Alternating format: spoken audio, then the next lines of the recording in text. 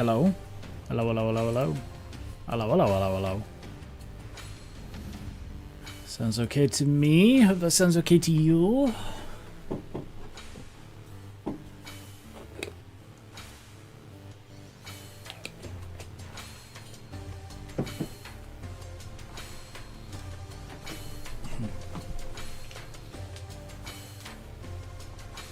Tolly. Blah. Hope everyone's alright.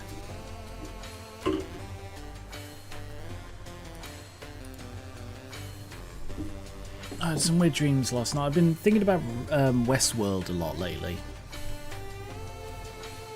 Like, there's a song I've been listening to that I cannot for the life of me remember what song it is right now, but there's a song that makes me think of the Westworld theme song, or some music from Westworld. And I was reminded of it by Of the Devil, so I'm probably going to rewatch it pretty soon. And last night I had a dream that I was going to Westworld, and I tweeted about this. I wanted to go to Westworld, but I got turned away at the door and almost banned for life because my hair was wet. And they were like, there is no outside moisture allowed in Westworld. And it's like, but I thought there was a full decontamination. It mentioned there was a full decontamination on the website. Oh yeah, we discontinued that service now. It's like, well, I didn't know that. It's still on the website. Okay then, you're not banned for life, but you can't come in. Season 1 of Westworld is... Like, I'm talking about the TV show rather than the film. The Season 1 of Westworld is one of the best TV shows I've ever seen. Season 2 of Season 2 of Westworld is awful. And I haven't watched Season 3 or 4 because Season 2 was so bad, and I've heard it doesn't get better.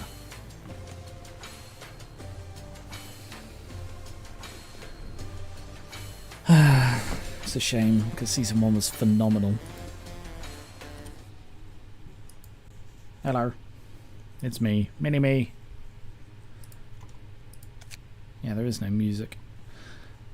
It's weird being absolutely silent here. But, hello and welcome back to GVL Library of Ruina. We have almost finished the game, I think. We're going through the last, 5 or 6 fights here, and then I feel like there's something else after that, but I don't know what yet. So no spoilers in the chat, obviously. And,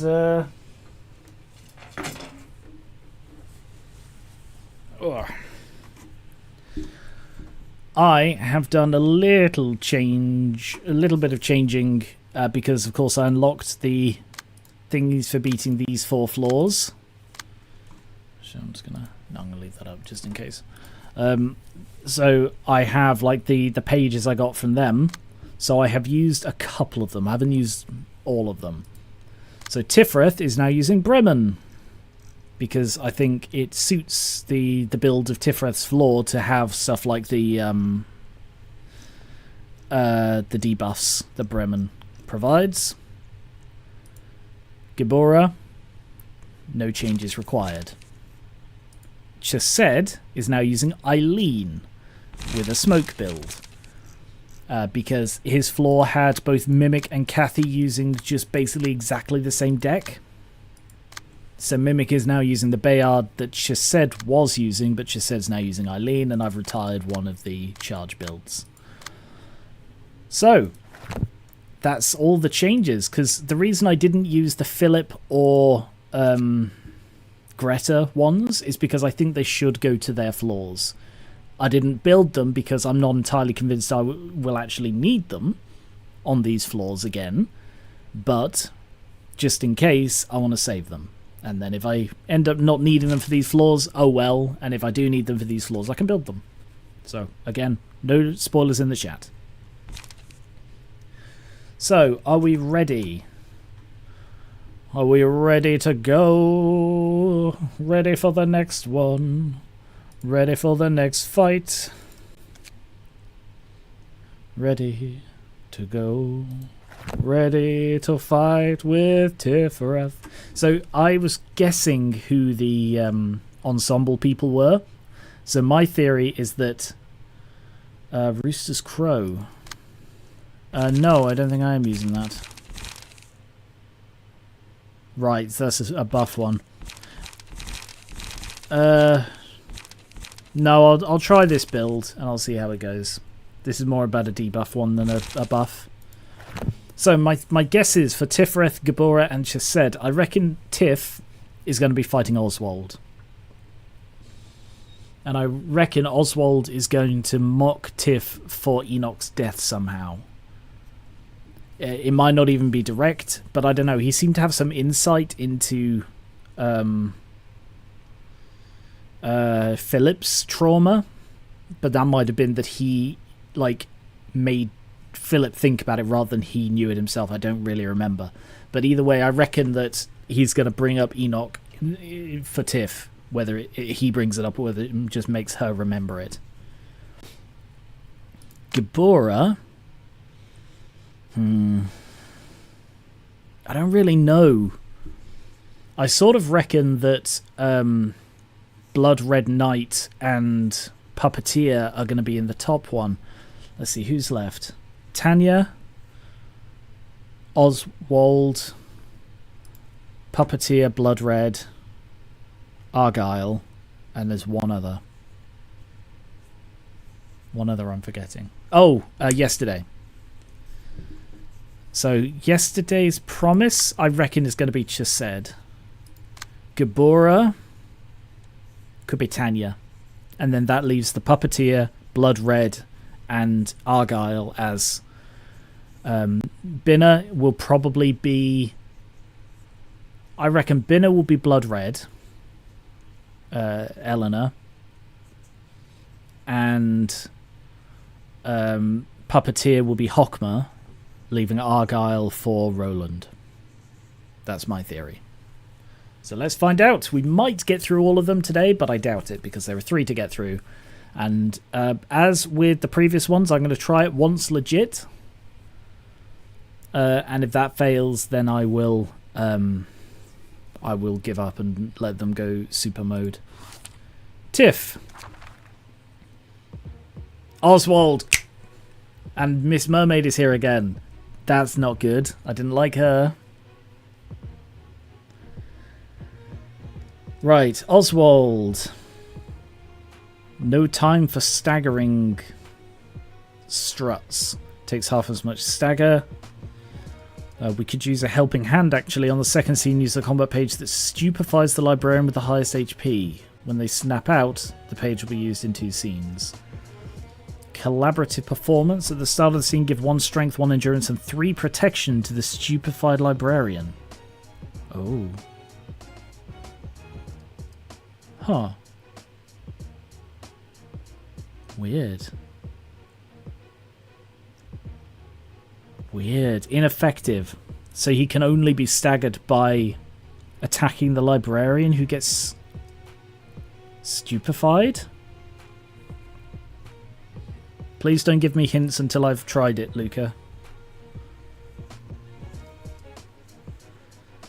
Okay. Mr. Knife. 'Twas a joy to perform by your side. When the character is defeated, he takes stagger damage. At the end of each scene, exhaust all pages in hand and deck. Oh, yeah. So what has he got? Casual toss. Cross cut. Guillotine. Ooh. If the last die fails to deal damage, inflict itself with feeble. Next die gains 1 power, next die gains 1 power, next die gains 1 power, gain 1 haste and strength. Oh, God. Knife barrage. If the last die fails to deal damage... Oh, no, that's the one I just read.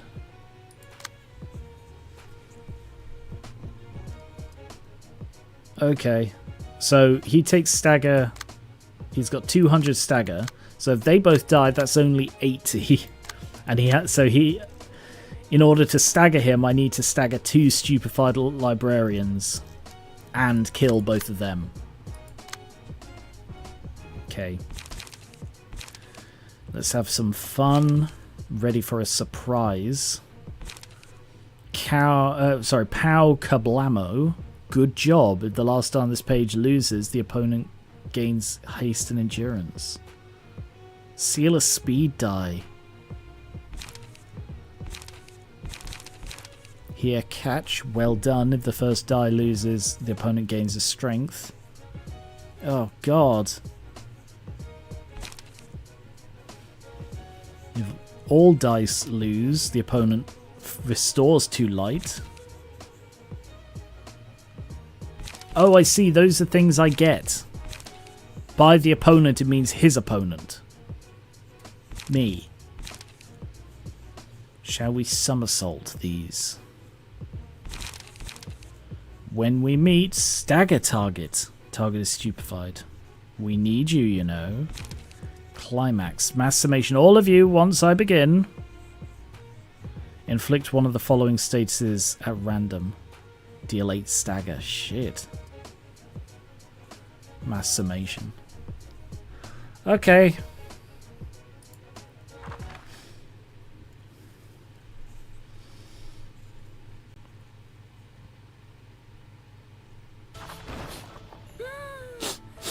This place has an unfamiliar scent in the air, Ah, down there is a river that looks like a very large stream containing blueberries and juiced mountain snake berries. An olfactory mixture of mint and clove would make a stingy scent like this.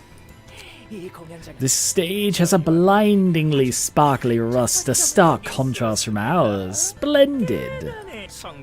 I couldn't ask for a better place to prepare for a grandiose performance. Don't you think so, Mr. Knife?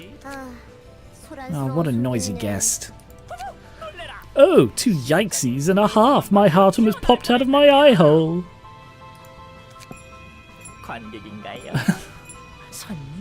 Again, it won't let me allow your message through. It's so bizarre how it... Stuff that I tell it to block, it's like, oh, do you want to let this through? But stuff that it just auto-blocks, there's nothing I can do. It's a really annoying bloody auto-mod. Hang on a sec, see if I can frickin' fix this.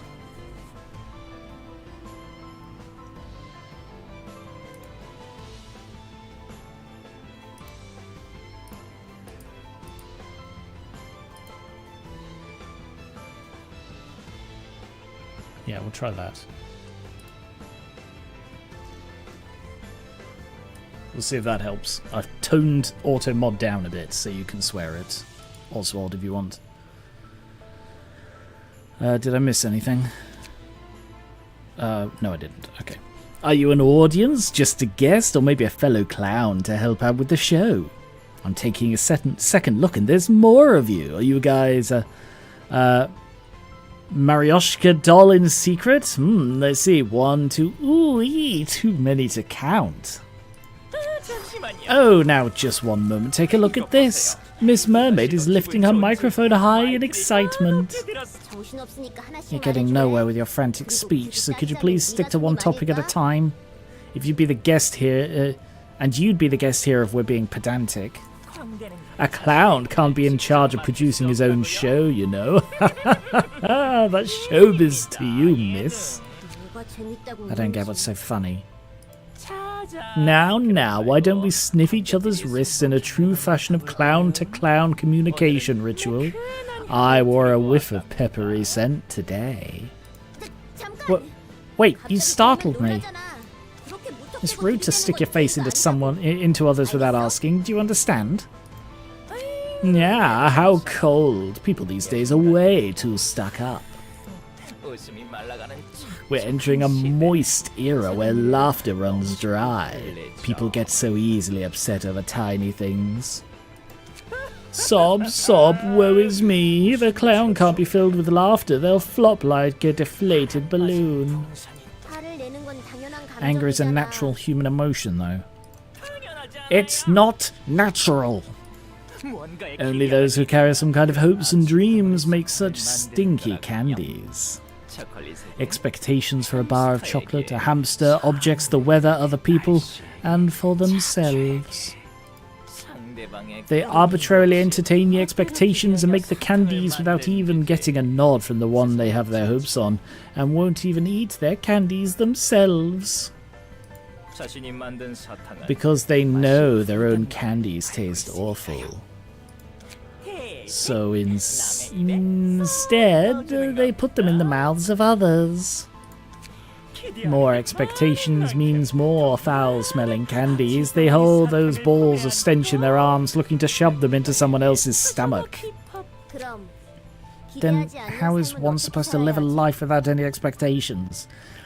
I don't know why she is just casually engaging in this conversation where he's like, smelly candy, stuffy, stuffy, smelly candy. And she's like, but how can someone live without expectation? Did a blade of grass ask you to have them? Did the gentle sun allow you to have them? Who in the world told you that it's right to hold expectations? That tingles my mouth almost as much as the celery leaf does. Almost as much as the word moist does. Oh, how hilarious. When you don't hold expectations, you get to see more eyesores. You get to see more eyesores. Sorry, I read that line twice.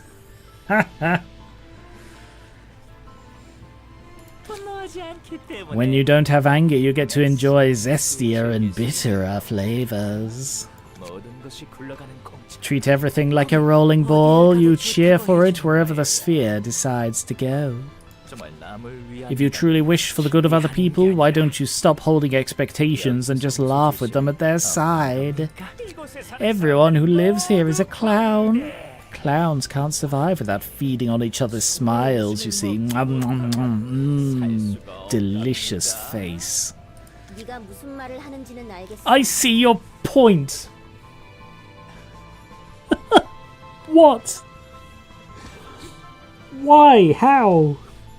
They're so determined to be like, yes, all of these people are coming in with some sort of point that should be made. I mean, this guy is stark raving mad and shouting about tasting other people's smiles, and Tiff's like, well, you do make a good point. You're right, holding expectations for someone isn't always a good thing for them. While I can't fully agree with your opinions, I admit that there are parts that I can't completely disregard. Yes, you can. He's fucking nuts, Tiff. I just want to make a world full of laughter. One where everyone can laugh without a care. Frowny faces are just too scary. However, to hold expectation is to trust that person. You're simply running from the fear of failing to meet the expectations of others. Am I? Is it a crime to wish for happiness? Since when was it a bad thing to wish for a world where all people can laugh? Whatever. I guess we have different kinds of laughters we want to display in our shows as performers. You're no different from us folks in that you run a show hoping to make people smile the smile you want to see. Let's begin the performance to make another clown laugh. That's enough introduction. Shall we begin playing on the tongue now? Haha. Yeah, in your language we have to fight to protect the stages we stand on. Okay, I'm sort of disappointed. I was really expecting something. But that, I don't know if there was mistranslation stuff going on there, but the fact that he was just completely, obviously insane, and Tiff was like, you raise a good point. I've always considered Tiff someone who doesn't suffer fools, and he is literally a fool. Anyway. Hello. I'm going to call you Warrior of Mysticism. Been a long time since I've been watching your PokéSins videos for years. Well, hope you enjoy the game.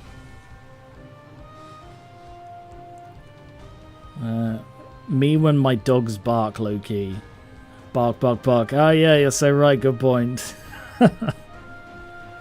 Righto. No, the show is about to begin. We're not going to let you through so easily. They look similar to the two and those animals we received some time ago. To the two and those animals. Oh, right, yeah. Emma and Tall Man. Or was Emma the Tall Man? I don't think Emma was the Tall Man. We have to do this, I suppose. It feels like we're in a circus. You aren't terrified already, are you? Okie dokie. What are we dealing with?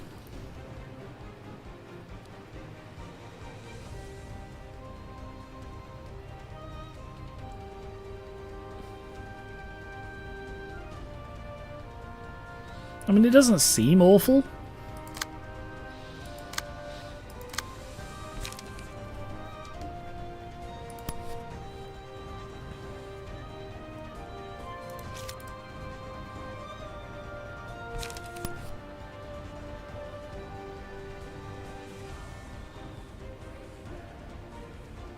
Okay, that is actually a little tough. It's got plus to blunt.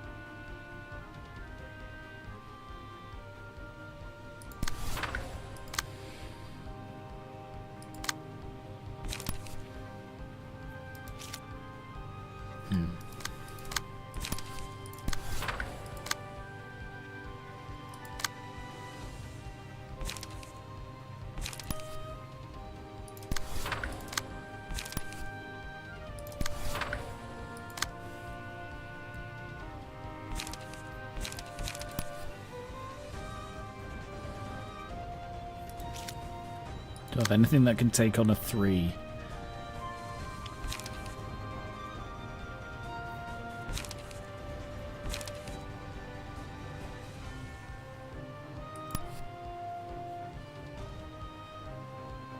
Yeah, they're probably not going to get through, are they? Oh, they might.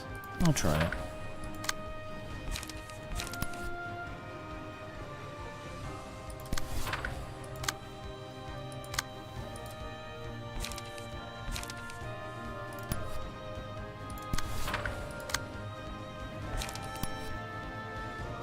Right.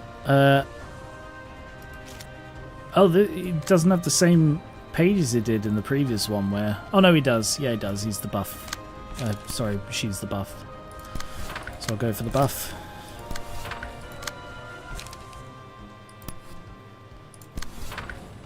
Okay. Yeah. No. Ooh. Ooh. Very fancy looking.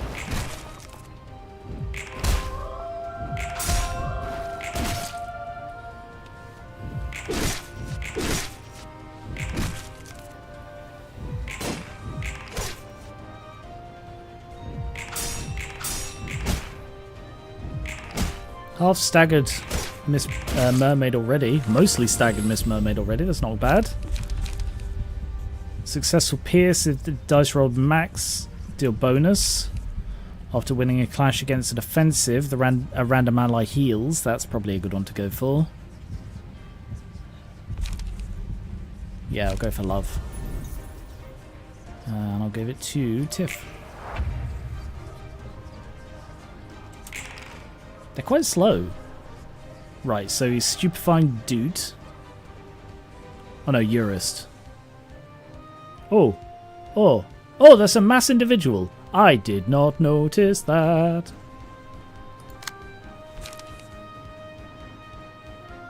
Tiff Zodia is really hard to pull off.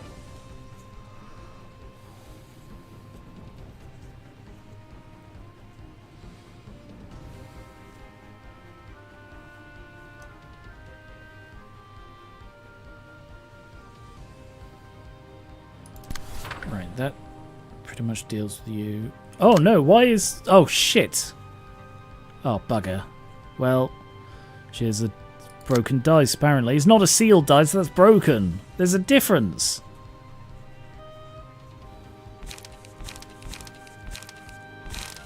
Thought sealed meant it couldn't be targeted.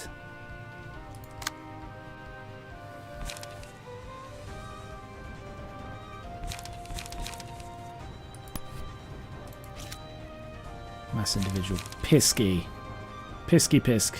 Can't do anything about that. No chance.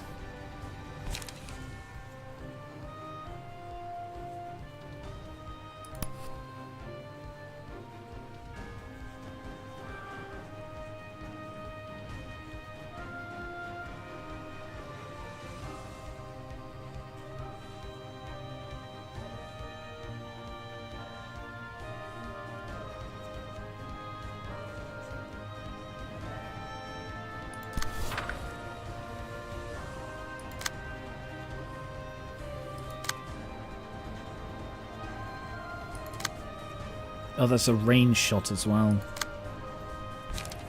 Damn.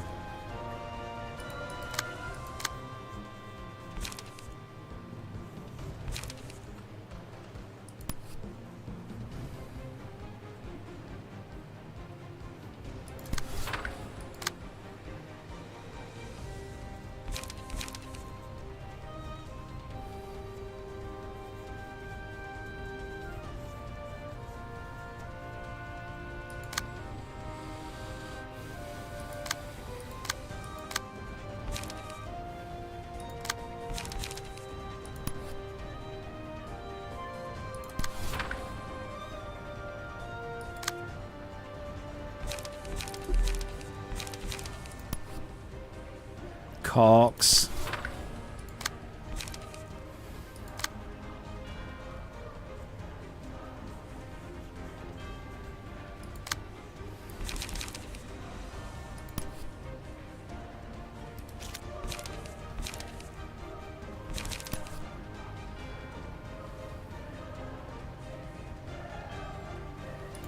Well, two of us are going to get hit by this with no way to stop it.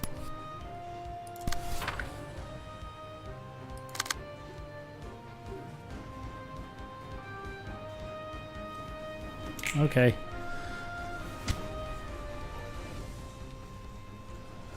Oh, bloody hell.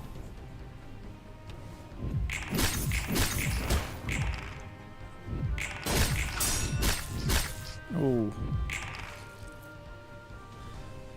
I don't even know why I targeted him. I guess I just tried to beat the thing he used. Oh, piss, Eurus is staggered. Oh no, I knew that was going to happen because he was stupefied.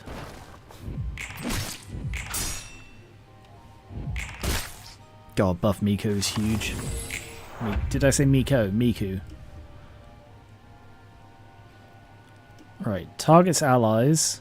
Upon losing a clash, takes bonus stagger equal to 5%. If the character is staggered, the status is removed. Okay. Welp. I'm glad I've taken out Mermaid.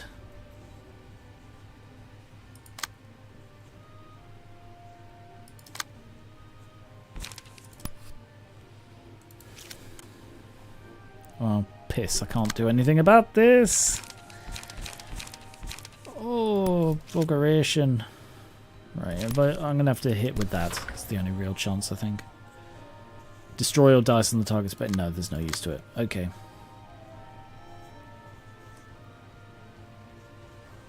God.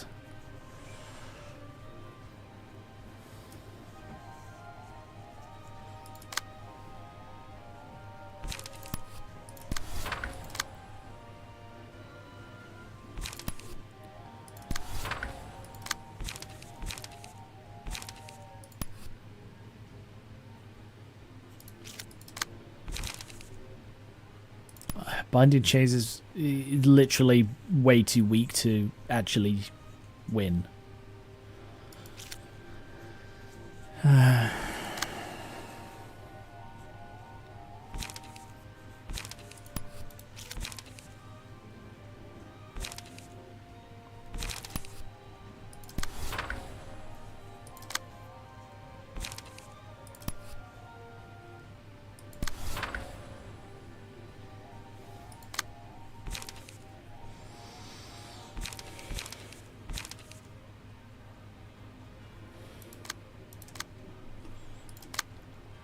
Oh, I'm just not doing anything against him at all. I'm too busy. Got other shit to do.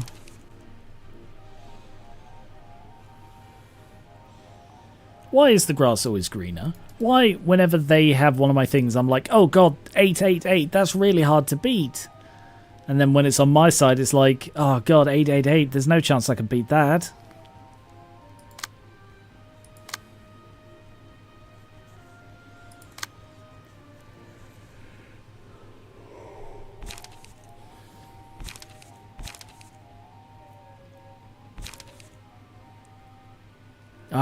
Even with reduce the power,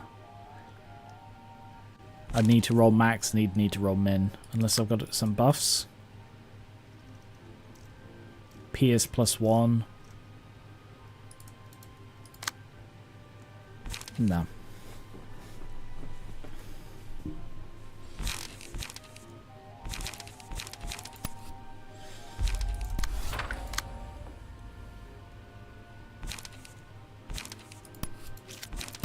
I think Dude is going to have to be trying to kill Mermaid.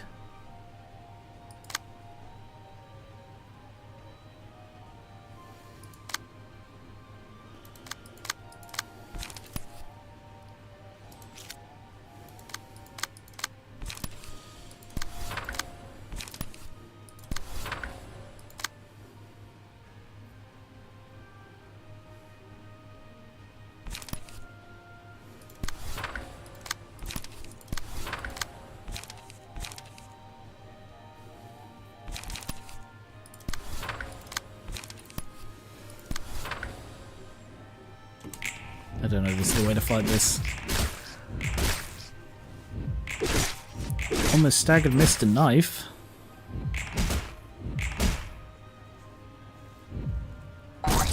What the hell was that?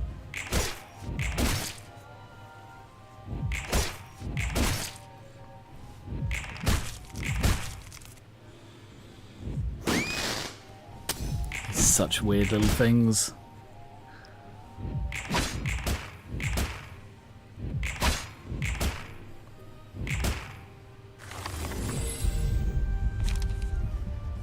Character damage, change their resistances. Enemy who dealt the most damage is marked as the villain.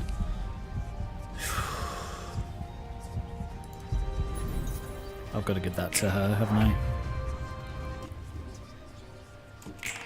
Pierce, she's back. Oh no, a bulky impact. It's interesting that I can still see his pages though.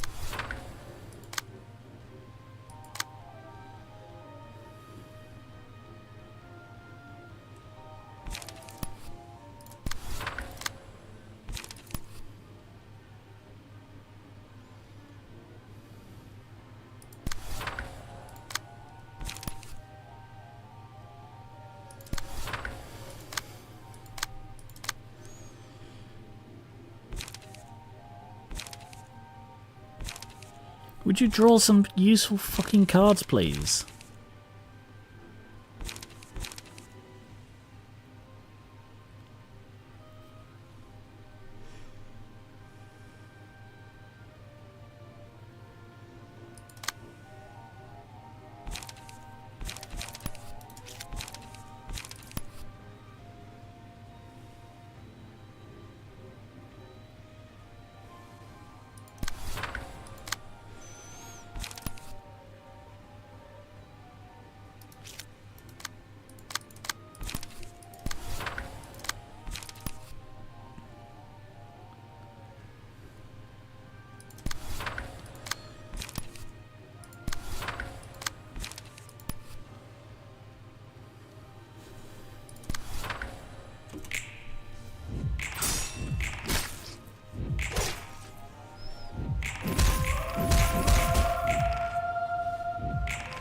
Almost killed her.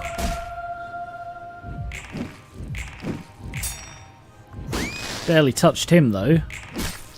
But I feel like his supporting acts are the bigger threat. Oh, come on, I almost staggered the fucker.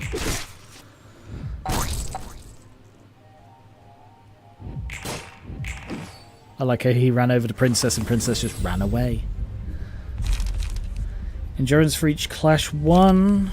First die wins a clash, destroy remaining dice. When there is no companion, the first enemy is marked as a companion.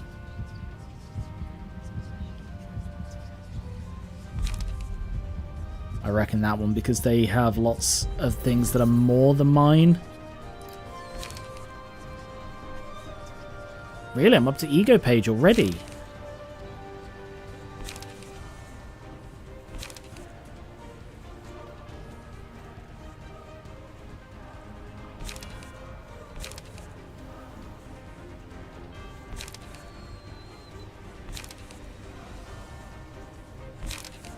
I mean, those are both very good. I'm inclined to go with this one though. Yeah, the double seal I think is more powerful. Really surprised I unlocked an ego page already. Oh fuck. Buff Miku's stuffed, basically.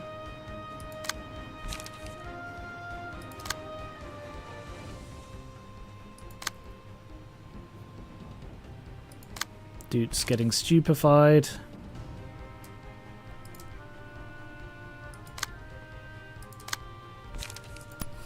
With fuck all he can do.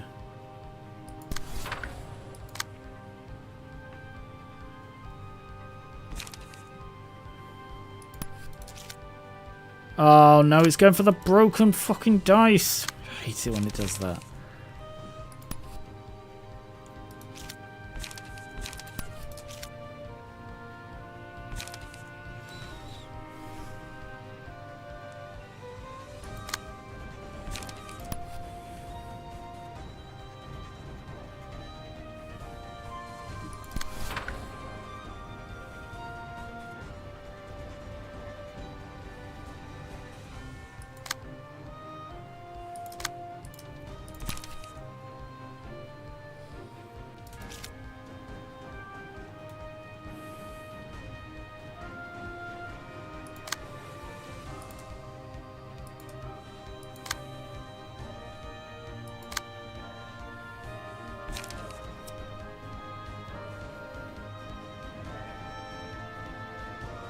Don't let Ground Crash get stupefied. I don't have Ground Crash. He's got Mind Crush.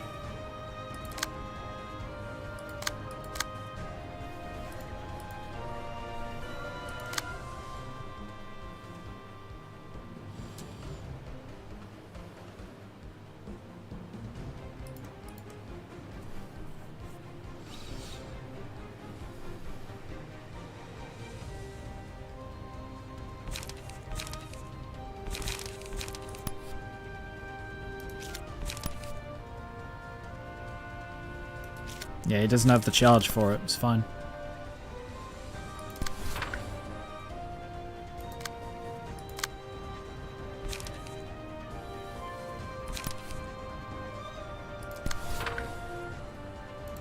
God fucking damn it. I hate mass attacks. So annoying.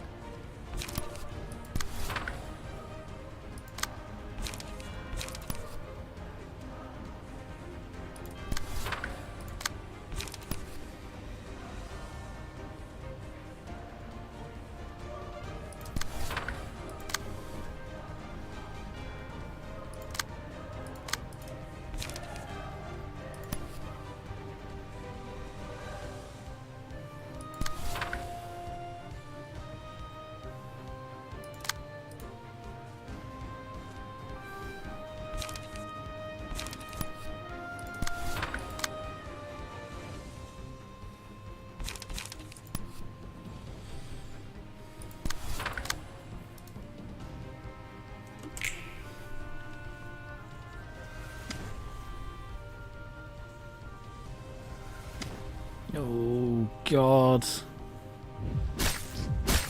I think he's just dead. He's dead before he can get frickin' stupefied. We can't let everyone die here. We need to think of a way out.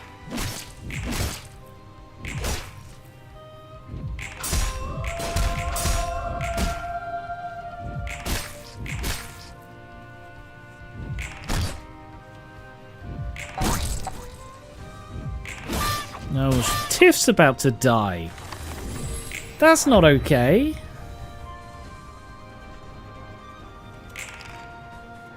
Seriously, another mass fucking attack, you wanker? I don't think I can stop that.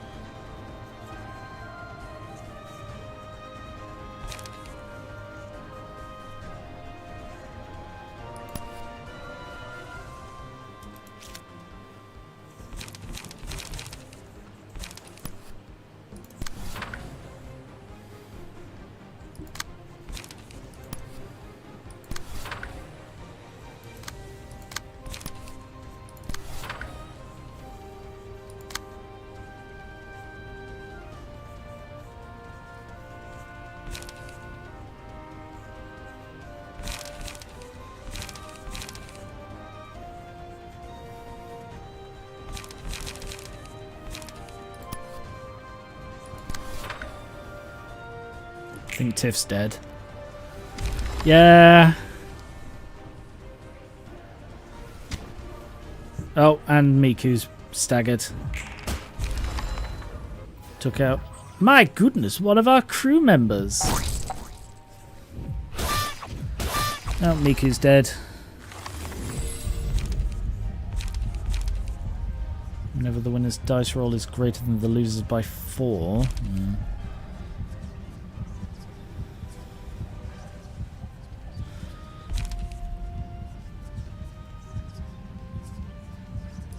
I'll go with companion.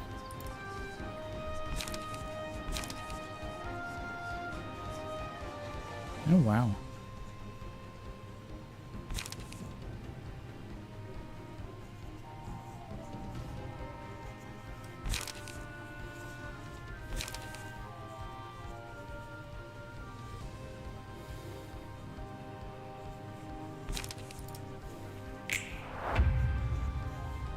Oh, great. It's Princess versus the world.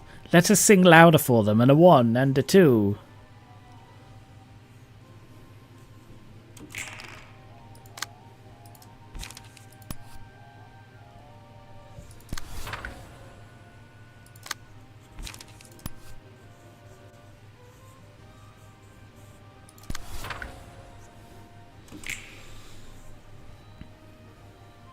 Oh, she goes all weird when...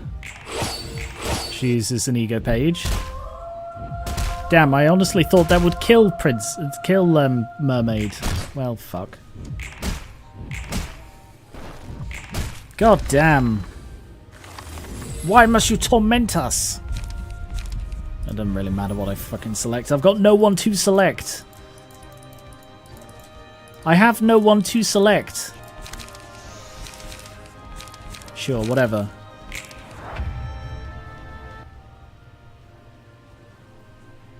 Don't even know what this does.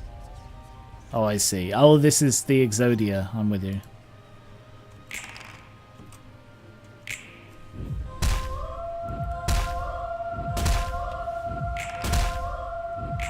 Fuck's sake. Why are you so shit, dude?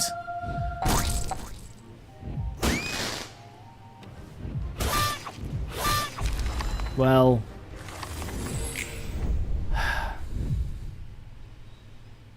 I never, ever, ever like the ones where they take your people. I hate them. Because the game is built in such a way where you're supposed to be going for the fucking kill, and when they take one of yours, it's like you have to go for the kill against one of your own, while they're going for the kill against you, and it's a lose-lose situation. It removes a fifth, minimum a fifth of your force, adding it to theirs, and in such a way where you have to kill a fifth of your own. Oh, I hate it. Awful. Really annoying.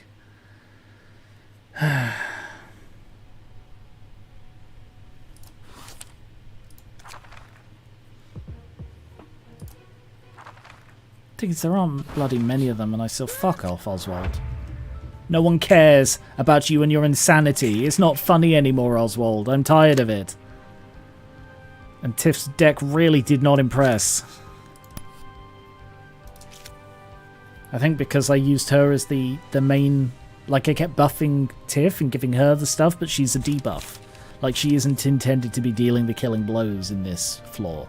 And yet, that's how I treated her. So that's part of what happened. Ugh. Also, she's out of... Like, her deck is... You know what? I'm gonna make a change here. I'm going to upgrade Buff Miku.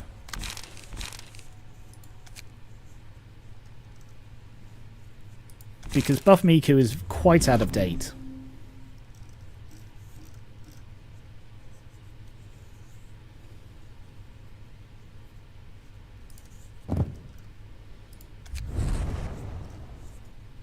I'm going to buff Miku, exactly. That is exactly right.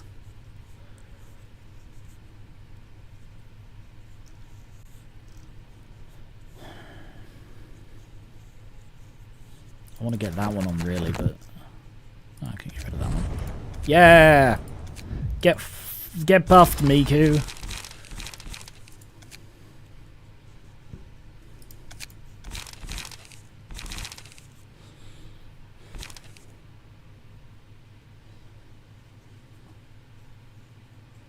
Oswald must not be a good clown if he's doing the opposite of making you laugh. I mean, I cannot remember the last time I laughed at a clown. If only for the fear that if they see me laugh at them, they might look at me. Alright, Rewind is shit. Rewind does not belong in a deck at this stage of the game. I don't get why clowns are supposed to be funny. I think clowns are supposed to be funny in a they're not supposed to be funny kind of way. Like, I believe clowns are... posture check. I'm hunched over quite a bit because I'm try-harding. I believe clowns are descended from... I mean, they're obviously descended from, like, the Jester, which was someone you're not supposed to take seriously. And then I believe it was the Western... I've looked into this a smidge. I believe it was the Western sort of cultures that changed it into even more of a... like a sad sack type thing, and that the older form of Jester was less a oh everything's going wrong and more of a sort of slapstick comedy in a way to belie what was actually going on in a way. I don't know. I might be talking absolute rubbish.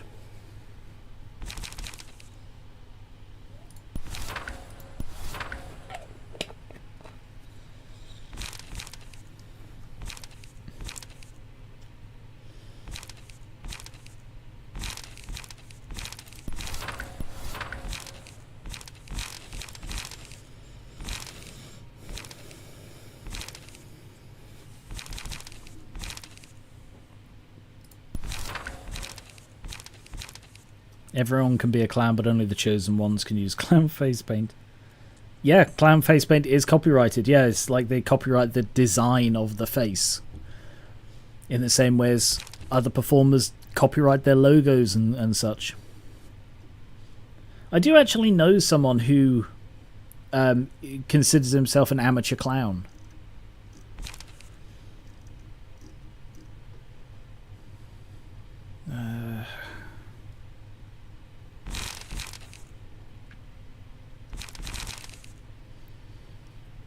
Yeah, I think that's better.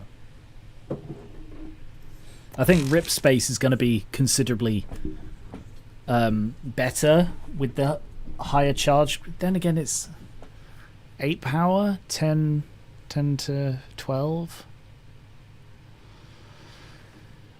and 11 to 14. Yeah, I think that's worth it.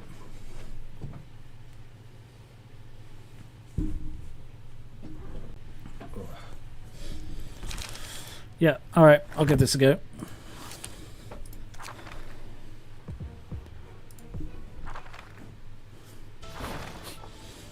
Shut up.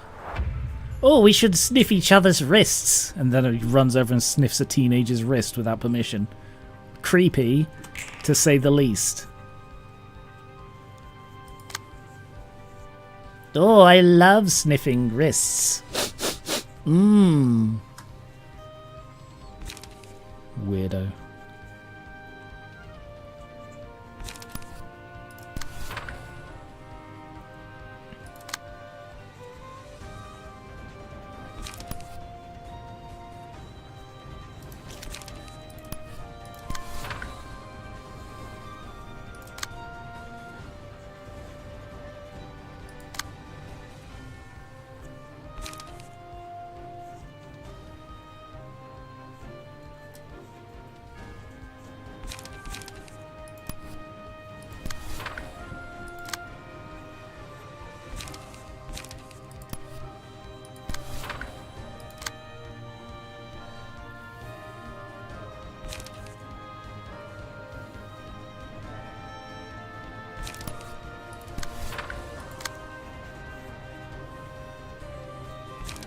You know what I didn't do? I didn't bring anything that can handle here catch. Nothing at all.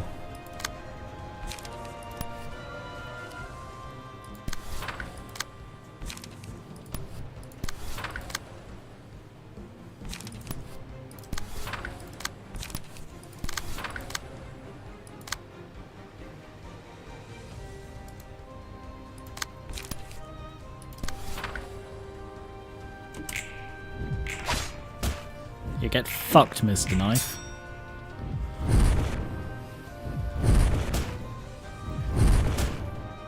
He's using bloody platformer tricks on me.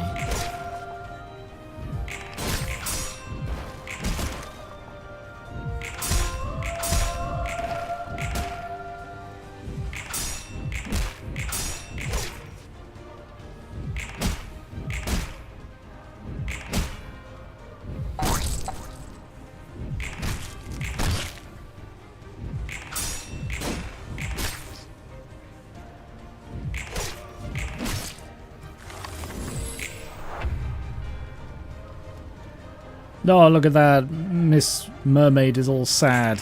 Fucking good. Suck a dick. Getting really vitriolic now, aren't I?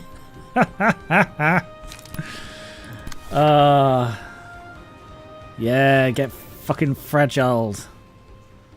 Assholes.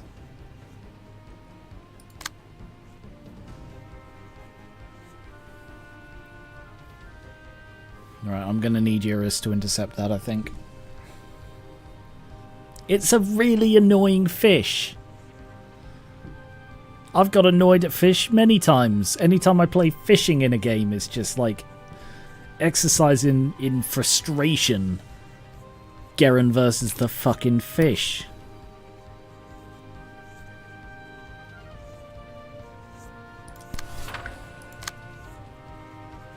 I hate fishing in games. I really do.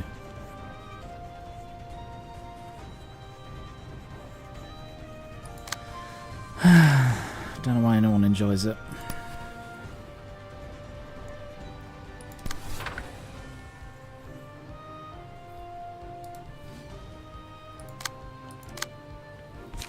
Right, you're gonna have to absorb that one for me.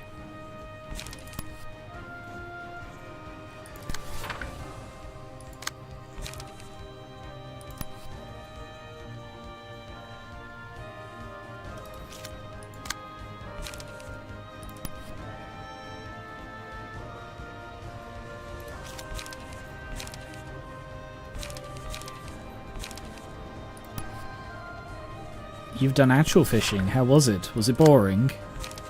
I'm being a bit facetious. Like, I imagine there is enjoyment you can get from it. You know, it is quite a contemplative activity.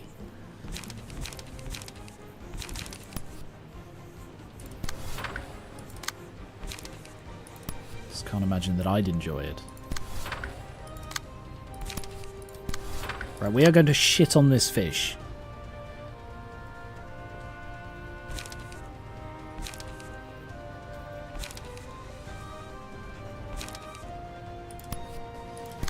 Shit on the fish. Do it. Oh, don't let the fish shit on you. Guys.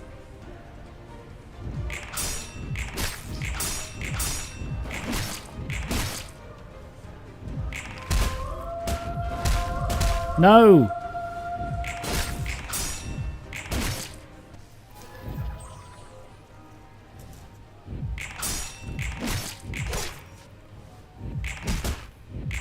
Yes? 3?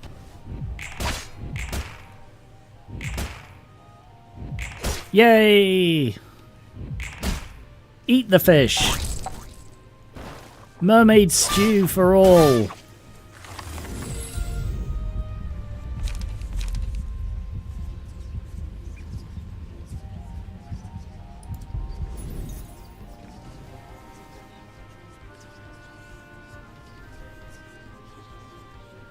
I'm going to give that to Princess.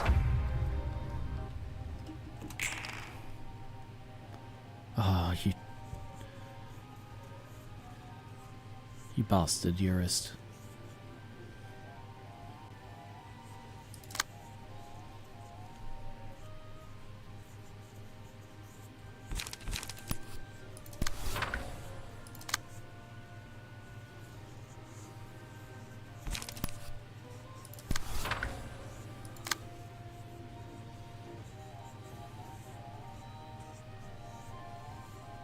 Music's weird. It's got like circus undertones. It was fun, stopped after I got a good hook and didn't catch anything after a number of trips. Oh, you lost a good hook. Oh, I see, right. Thought you meant you quit while you're ahead, but no, the opposite of that. Fair enough. Right, that should kill him. Her. That should kill her. She should be dead.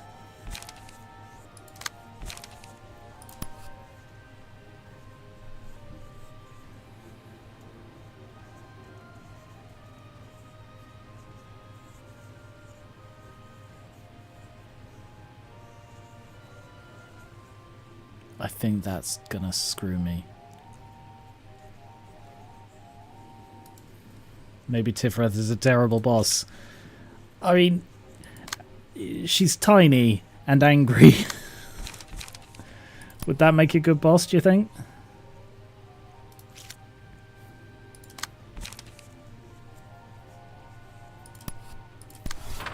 Yes? I mean, coming from you, Skier.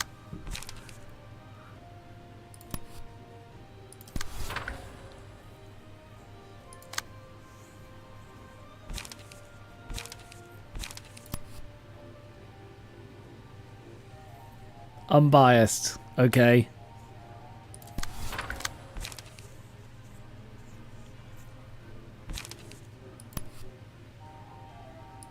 Okay, there we go. We should be able to kill Mermaid and stagger Mr. Knife. Staggered. Good. Good. Why must you torment us, innocent beings who only wish to bring laughter? Get fucked, Mr. Knife.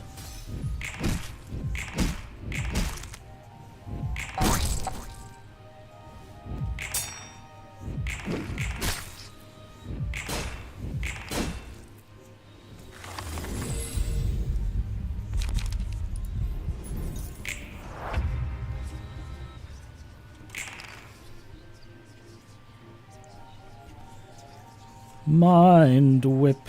He's whipping with mind whip.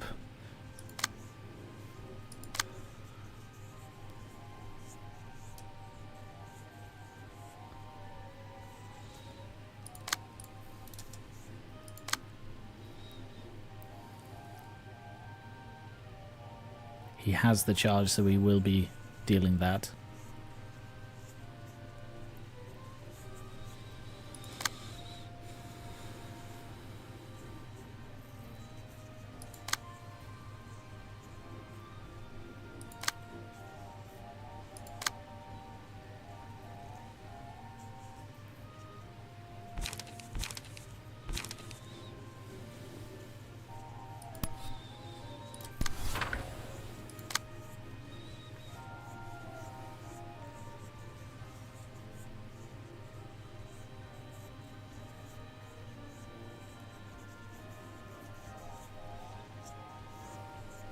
Yeah, I can't beat that.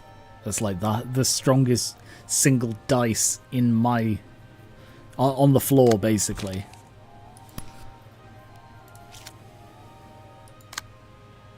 I'm just worried I'm going to kill him if I fucking attack him.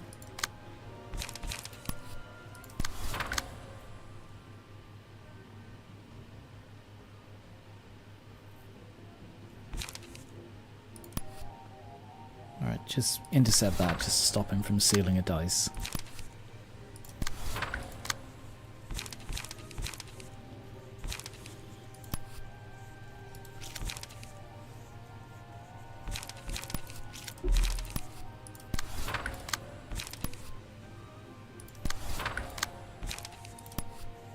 Just make sure he's dead as well.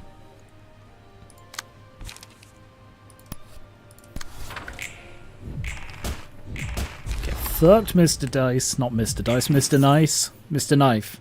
What's your name? Who cares? He's dead.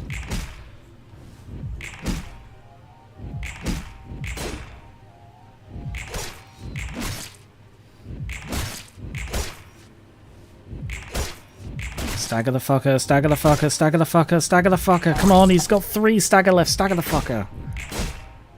No, you flaming bastard.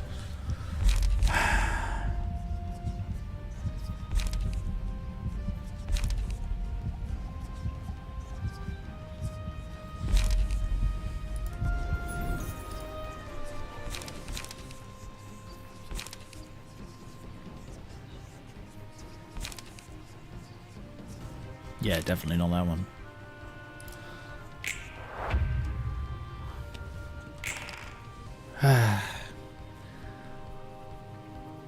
All right. At this point, I'm gonna be honest. I'm probably just gonna put on the instant stagger because fuck him. I just can't be bothered to go through this back and forth of you only get to knock him. You only get to hit him for 2 turns, and you've got to completely stagger your own guy without killing him in 2 turns. Otherwise, you're just gonna have to rinse and repeat, and it's gonna be here for 7 hours. Yeah, fuck that. I'm not bothering with that. This is an annoying gimmick, and I am above it. I rise above it. I want you to know this. I have risen above it. Okay. I've seen how to do this. I practically won it, and it is just a slog at this point, and I refuse to play along with his game. We do not play the circus game here. Here we do what must be done to save the world from the clowns. We shall bring the clowns down. Death to clown. No, that's going a bit far. Death to this clown. Yeah, I'll happily say that. Death to this clown. Wank. Ah.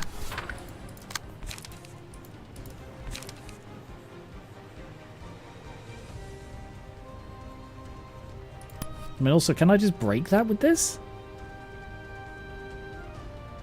I think I bloody can. Let's find out.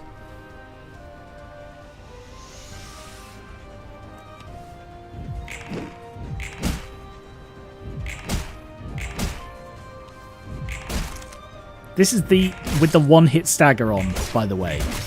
He still wasn't getting instantly staggered. That's how tough his anti-stagger is.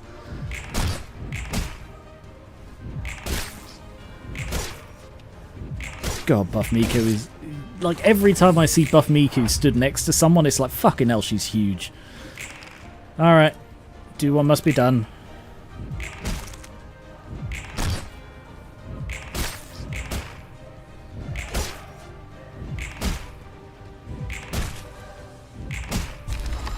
The spotlight was mine!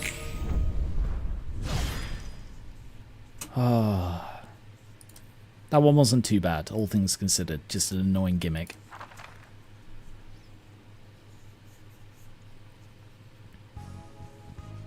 Let's have some fun. Enraged Striker. Cool.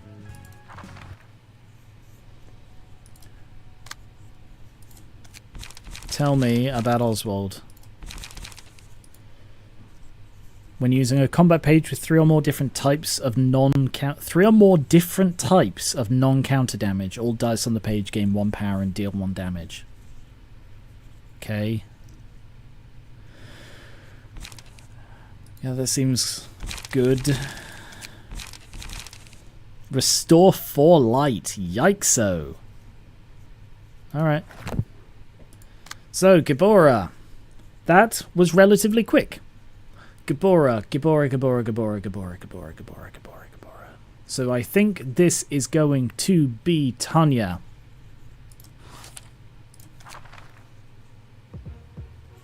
Oh! The Hour of the Wolf. At the start of the scene, if there are no targetable enemies, purge untargetable effects from all enemies and give those that had those effects 2 protection and stagger protection instead. When HP drops to 1, fully recover HP and stagger and purge all status ailments. HP cannot reach 0. Huh. Okay, afterwards gains strength. So you've got to kill her twice. Just checking. Thingy is off. Of course, Geb's getting paired with the best ensemble person too. This is because this floor is the best. I feel like you might be biased, Skier. Oh, my throat. Oh, my throat's aching. I'm just going to go grab some water because my throat's aching. I'm sorry, I'll be back in a moment. Oh.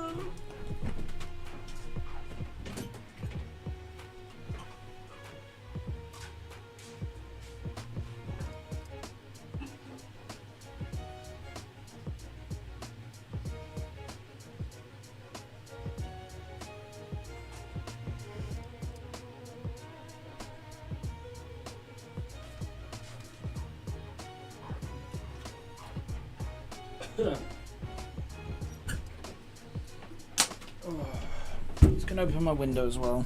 It's a bit stuffy. Oh, it's a little bit stuffy.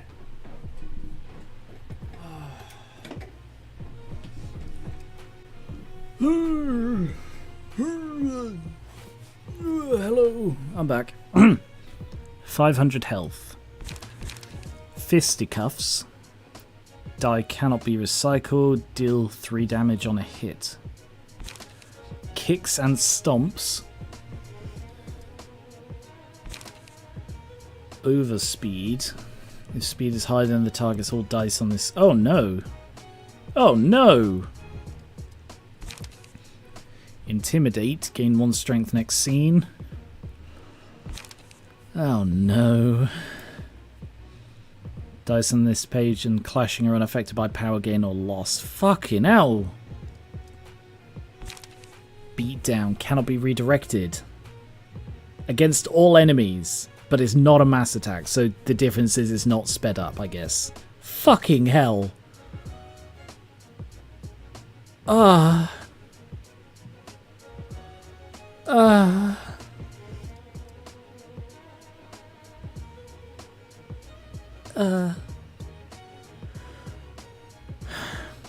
Okay. Alright. Sure. Who have we got then? Nikolai, Thumb, Hubert, and Martina.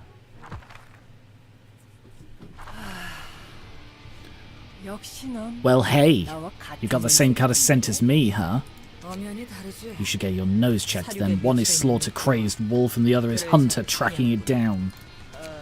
You got a ragtag bunch of dummies to fight me, eh? Do I look like a joke to you or what? Still, the highlight of the match is the woman who was once called the Red Mist. This ought to be fun. Everyone I meet keeps bringing up that title. Aren't you tired of putting me on a pedestal at this point? Really, that meme is incredibly tiresome. No way, hun. People will be shocked to learn that the great legend is doing menial labour in a place like this. How's your inhuman strength doing these days? I only heard stories about it because I've been itching to see it in action. Is strength the only thing you value? Yep, no reason not to bow down to folks who are stronger than you. What do you think people who lack such strength should do then? The weak? They've got to find ways to survive on their own. You obey the strong or you get killed by them, either or. Someone will keep you safe if you serve them like a good little pup. There won't be an end to the struggle fought with physical strength. It'll be a constant series of gory battles.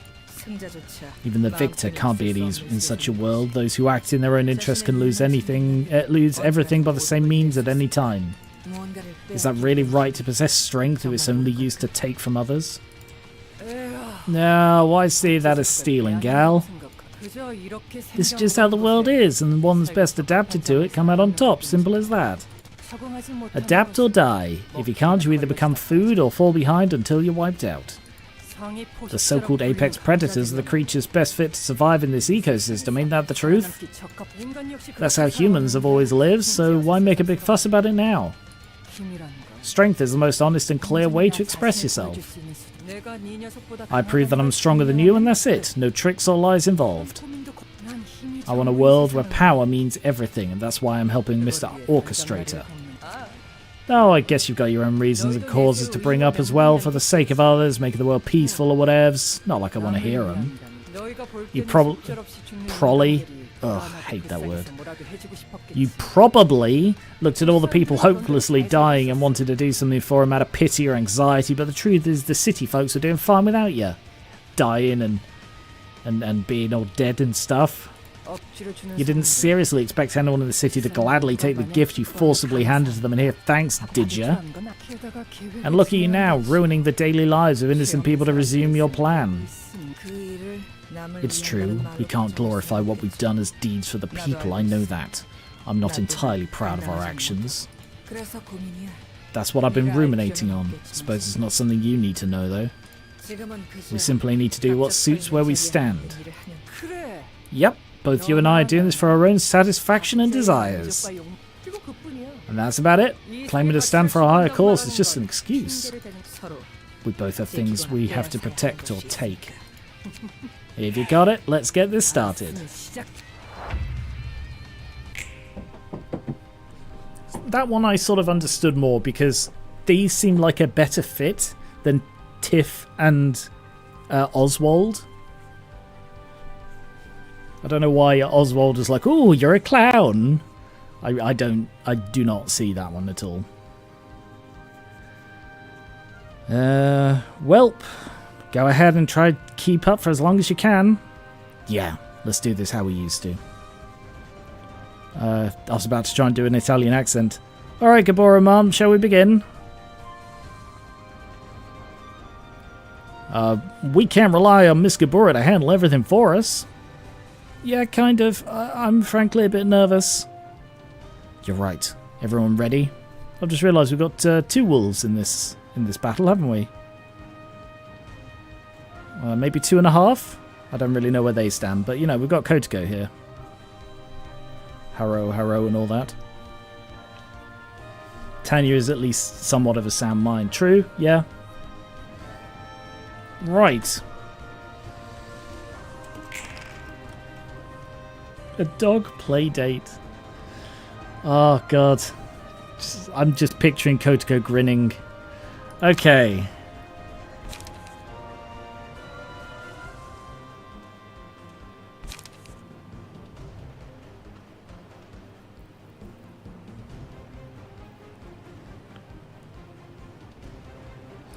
I mean, the plus side is I'm basically guaranteed to always have something that is faster than overspeed.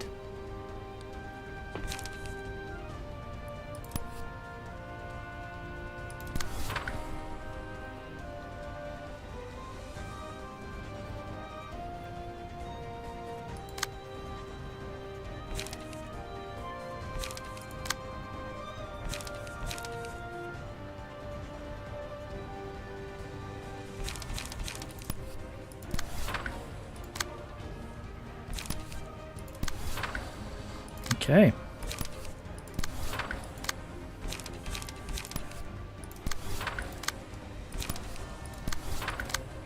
I feel like there's a trap somewhere in this. Oh yeah, I remember the trap. I've got to kill her twice, and she is beat down.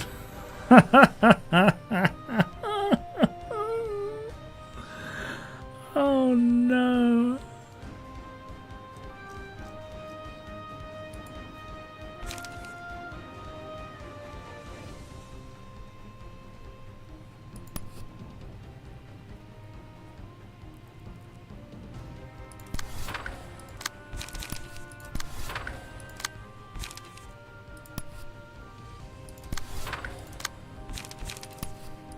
Okay.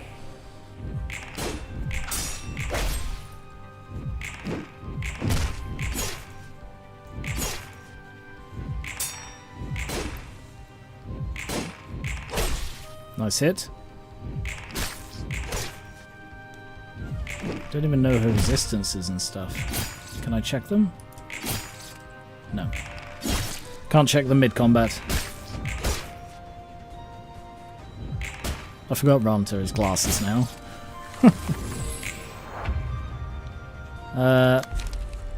Anything but Pierce.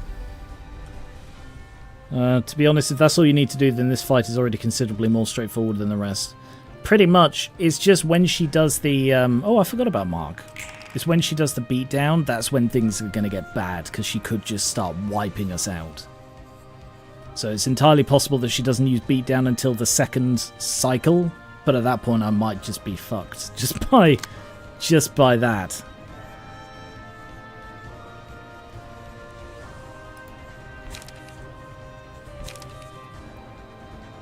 Unless I use that. Huh. I forgot she had that. So I'm just going to hold on to it.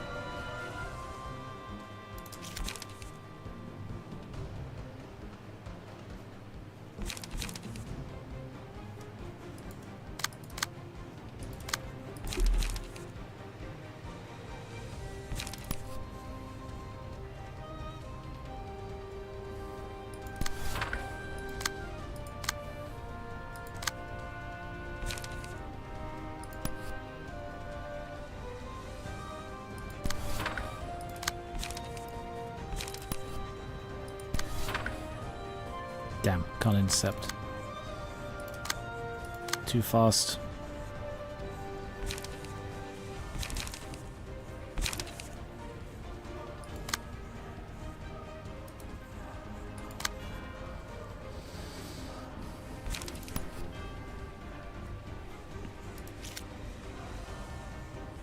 Yep, it's gonna have to be Ferris Guard.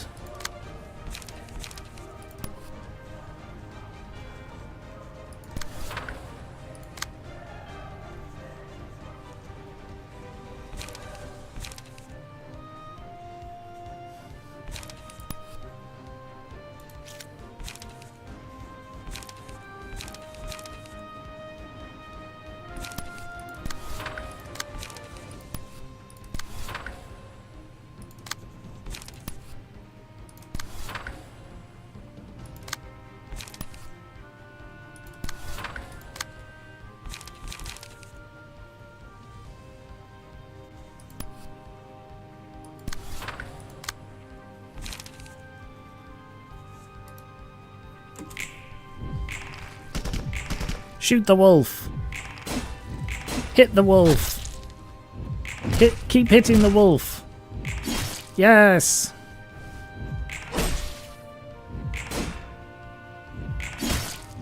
Nice one, Skier. Nice one, Coach Go. Nice one. Yes.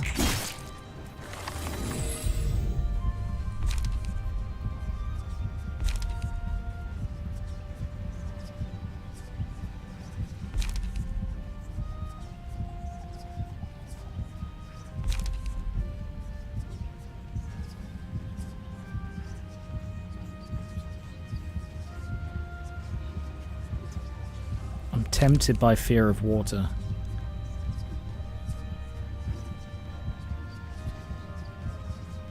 Vengeance is a possible. But we're not taking damage yet. Like, we are sort of overpowering her. But we do get a lot of hits, so bleed could be very powerful. I'm going to try Fear of Water. Who gets hit a lot of hits? Yeah.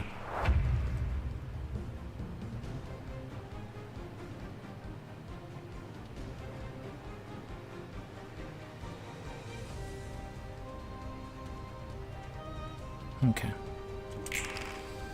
Overspeed. Intercept that one.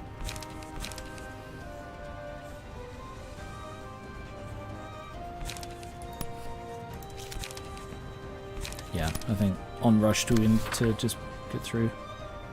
Yeah, I'll grab Vampirism if I can.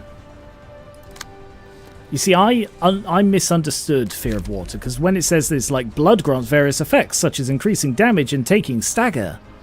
And it's like, well, that doesn't sound good. I don't want to take stagger. But what it means is you take stagger if you have no blood. It also doesn't say how I gain blood. Oh yeah, it does. On a hit. It did say that.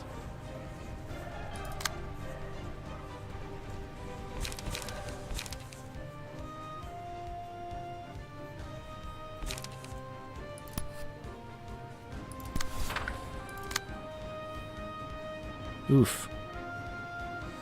Fucking shooter.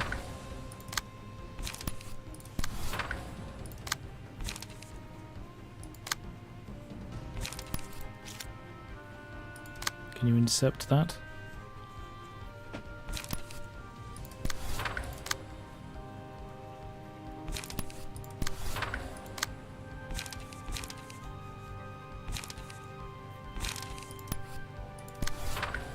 Kotuko's sort of struggling a little.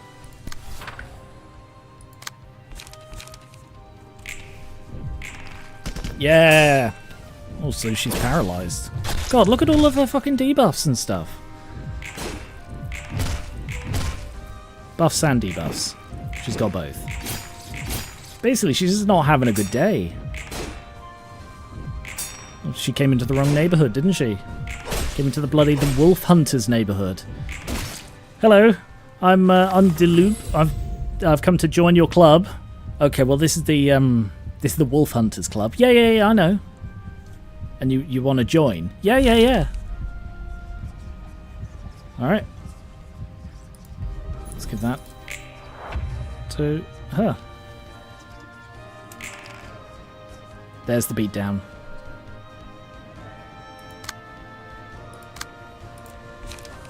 Oh, you fucker.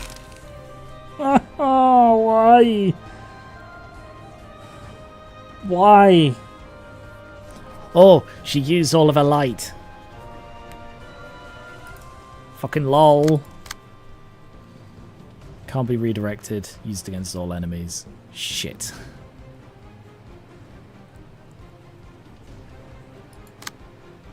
In that case, I'm going to ignore it.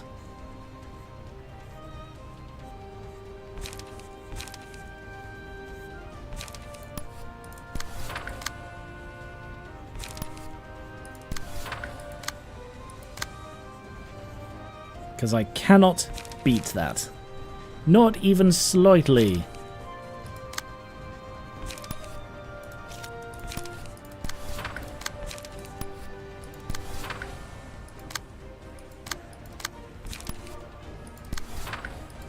So we're all gonna get hit. Isn't that fun for us?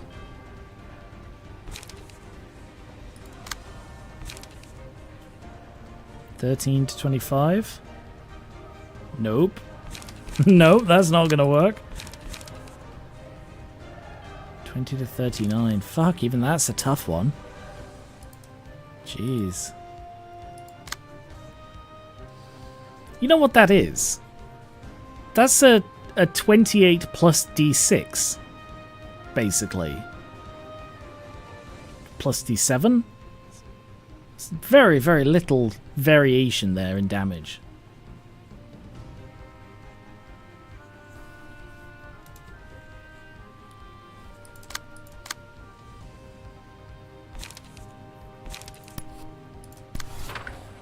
Well, I'm going to have to hope that we survive this.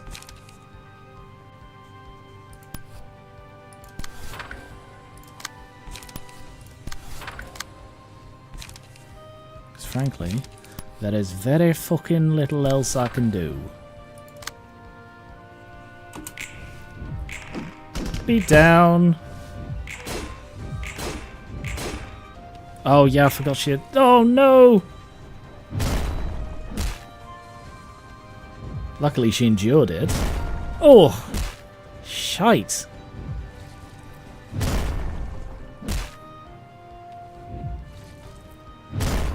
This is brutal.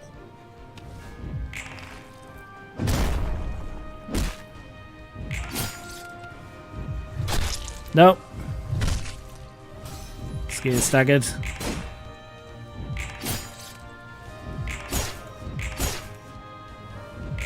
I am going to very, very lightly call bullshit on this fight.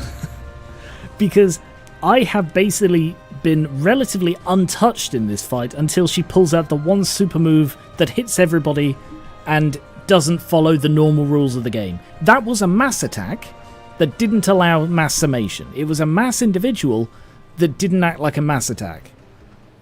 So I guess the idea is that you can, because it's not a mass attack, you can like intercept it in the way, like you break it with a mass attack, but that's, I don't know, I still don't really understand how breaking fucking dice using a mass attack works.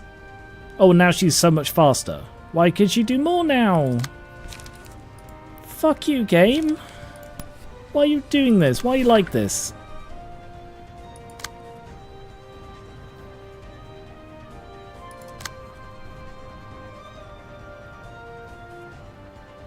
God damn.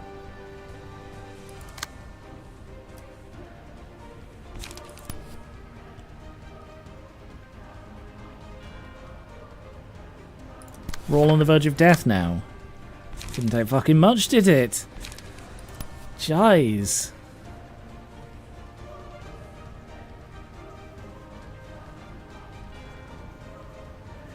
At this point, these fights are just a countdown to the random game-breaking skill. Yeah, it feels that way, doesn't it?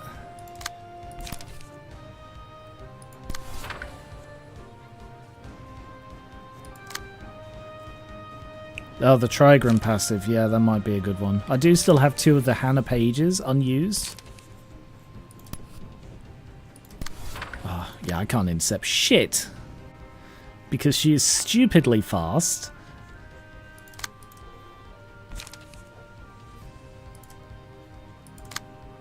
When does she get her thing? Emotion level 4. Well, she's only just reached emotion level 3, so this could be a while. It's all over. Except not really. But Gabora has no fucking pages left.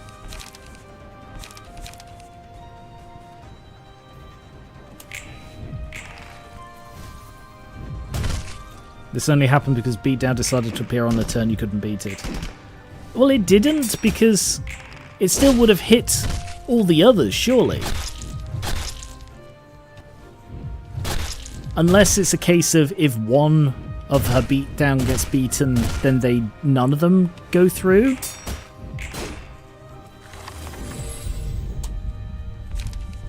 After defeating an enemy with bleed. Oh, that's not going to happen, is it? Ooh, that's tempting.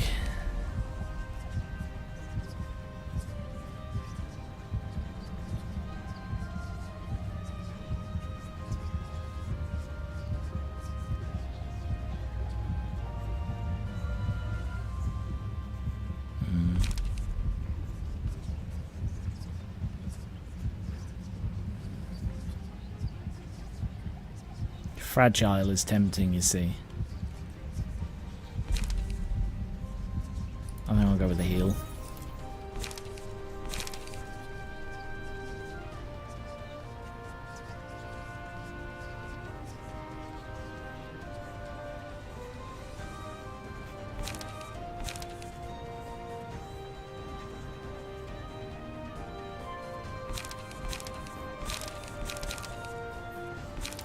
Crimson Scar.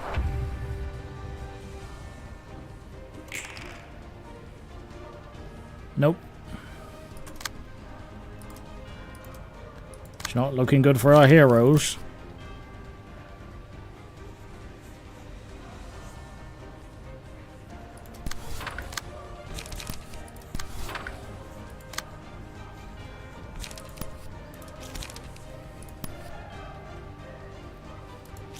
Really looking bad for our heroes.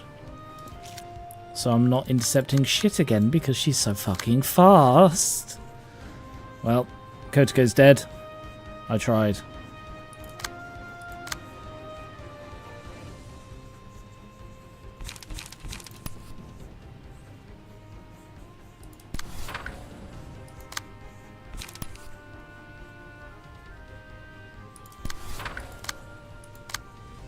Gibora, could you maybe draw a fucking page?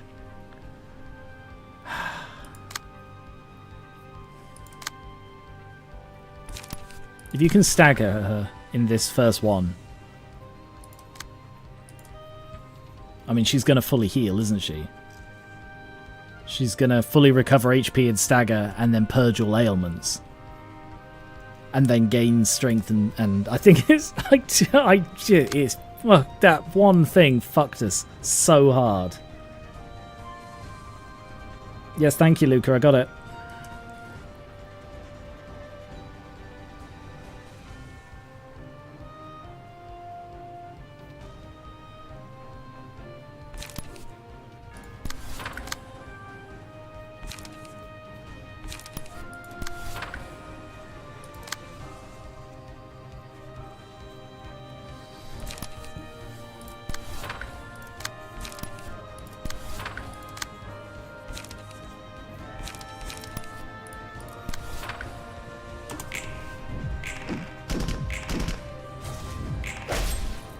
Eight, 2, staggered.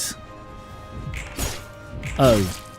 You see, the reason I threw all those extra attacks on was because I thought she'd regain her stuff immediately.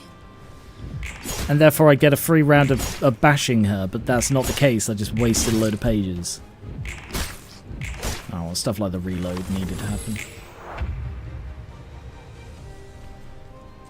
Fuck you, Tanya.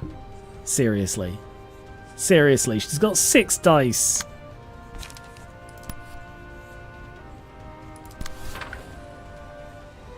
Oh, crap, I've got to... Oh, she's so close to staggering. She's so close to staggering. Hey, Undone.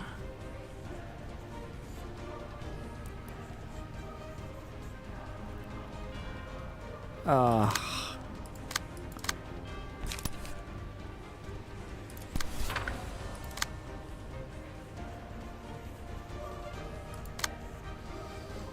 Oh no. Oh no. Can we do this? Can we survive? Can we do this?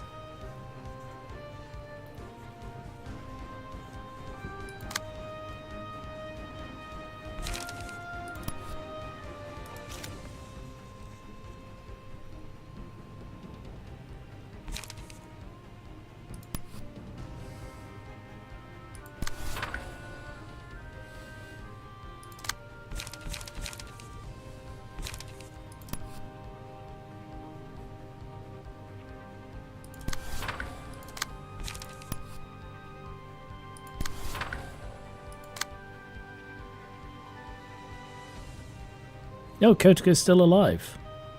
Oh, because she didn't get hit.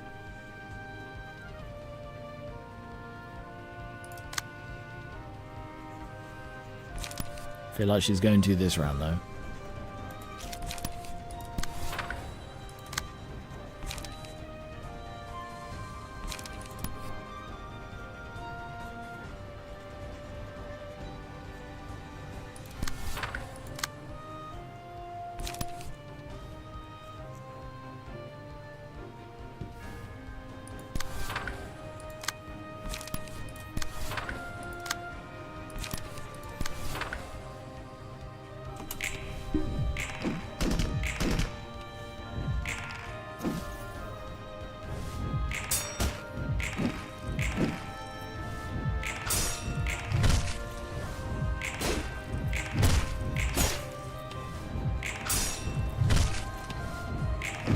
Oh yeah, she did recover all her stagger. But Kotako's dead. Talking about riff rabble. Oh. Cyan is staggered.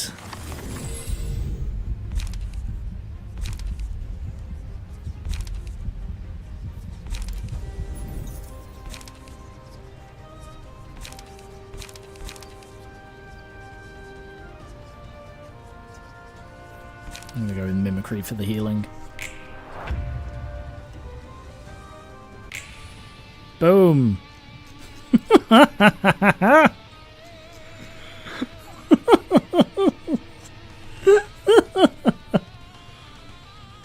love that she doesn't wear the mask because she's got the bunny ears instead. I have to show my whimsy.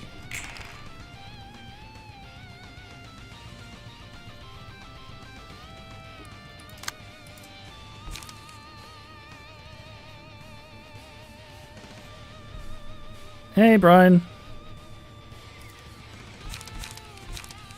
Right, so she's got +2 from that, and she's got +1 as well.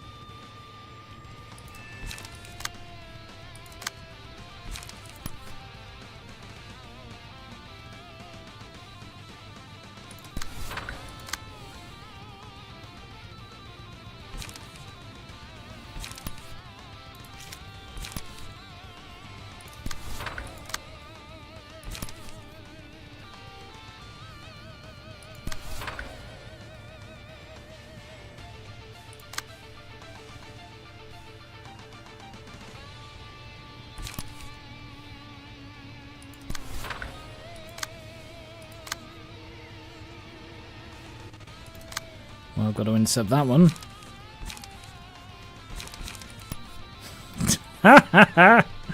Thus the wolf faces its natural predator, a bunny.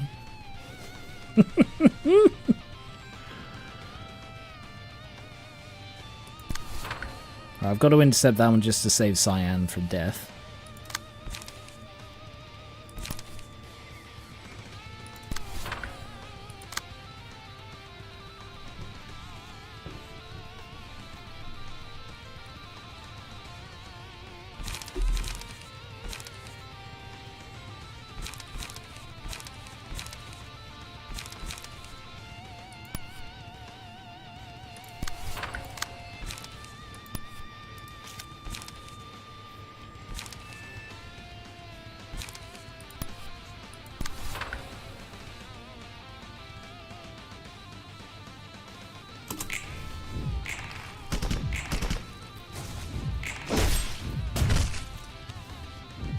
Ronta! Shit. I didn't realise he was going to stagger.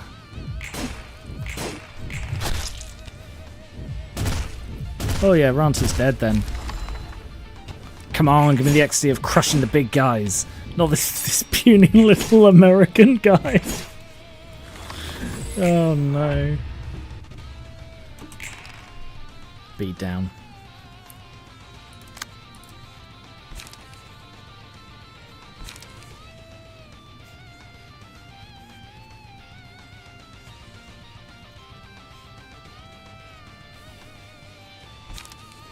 Alright, she's got +4, which gives her 24 to 43. 24 to 43. It's not guaranteed. Especially if she's got a +3. What about if I use this one? 20, that'll be 32. And her max is 38. It's better chance. I think it's the only chance I have.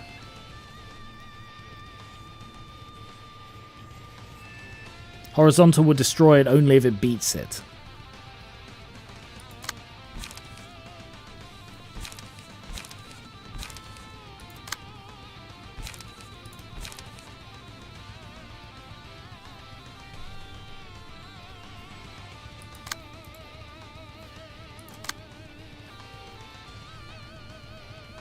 Oh crap, they're both going for Skier. Skier might be dead. Special effect from Vertical.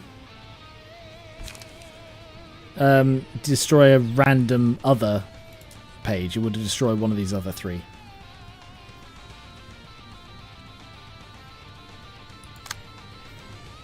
But considering the size of that dice, 29 to 35 plus her plus 3, means that's a 32 to 38. So that one, 32 to 38, even with my plus 4. Hang on, does she have other pluses that I'm not counting? Yes, so she has an additional plus 1, unless that's just what that is. I don't think it is, but it could be. So there's possibly an extra 1. Do I have 2 of those? No.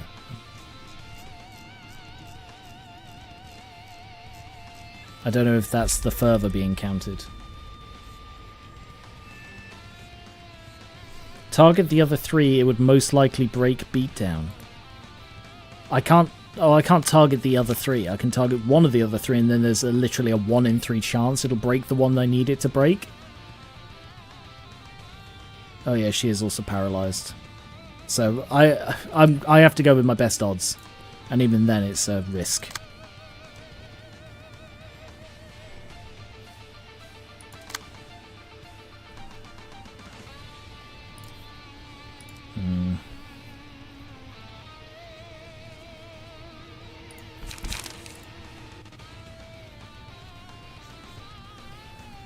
I don't even know how I got paralyzed. Oh, there. Kicks and stomps inflict 1 paralysis. So that got through last time.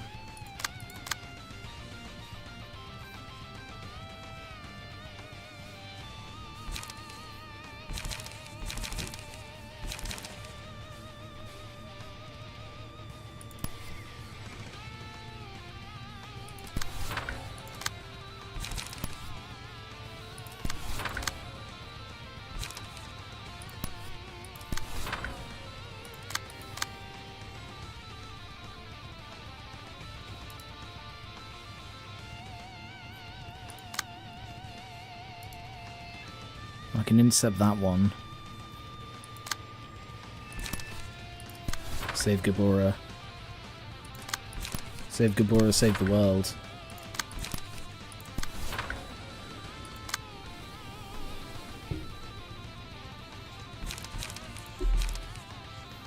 Yeah.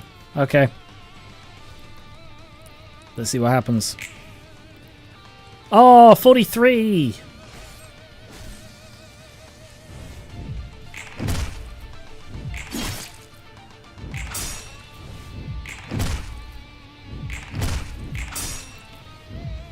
Oh, Skier. Nope, Skier's dead. Ah, what a bunch of weaklings.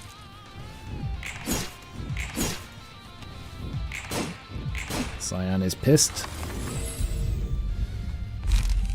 Each scene, the first die recovers HP equal to the amount of damage it dealt. Double the power of the last die. That's pretty good. I didn't buy it hard enough.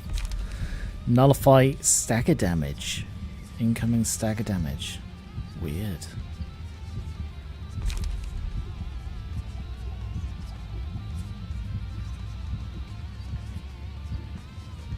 That's quite tempting.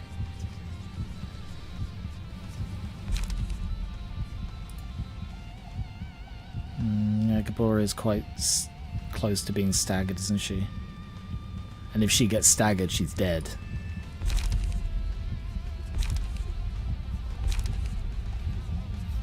Yeah, okay.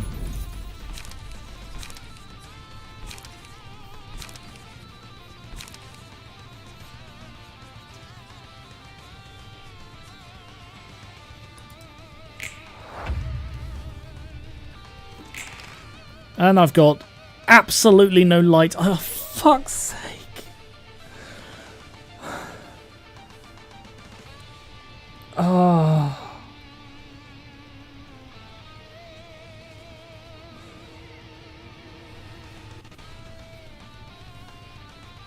I don't know why they bothered to give them so much fucking light when all of their things cost 0.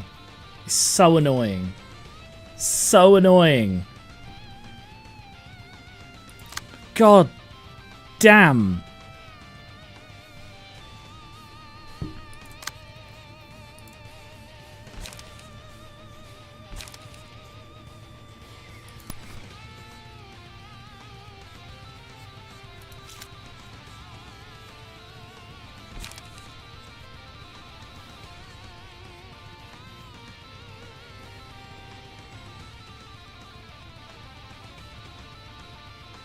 So fucking close. I don't have the light to do anything here. Spear is literally the only thing Gabora can play. And she's got 2 incoming hits. I can take out one of them with my +3.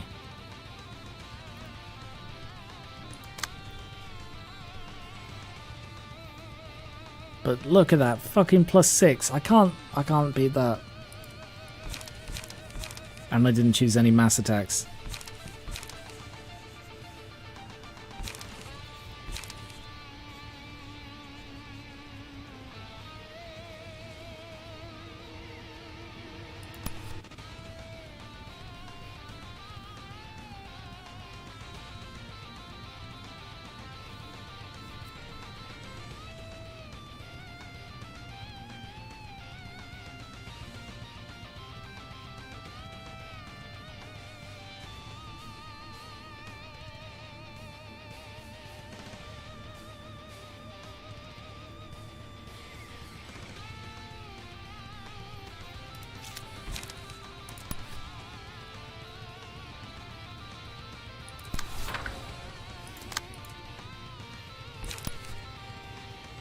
That's all you've got.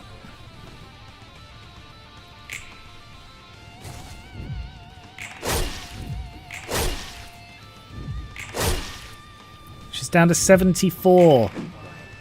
She's down to 35.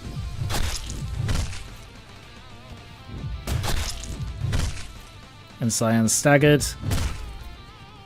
Cyan's dead.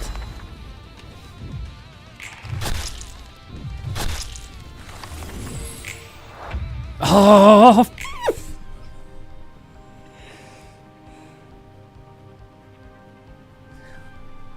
How did Gabora stagger? She couldn't take stagger damage. She had 11 stagger left, so it wasn't from the lack of blood. I don't know why she staggered. But I'm disallowing it.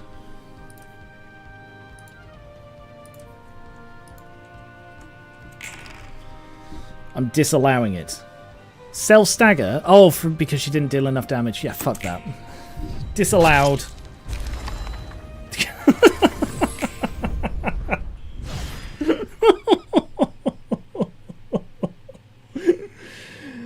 Ah.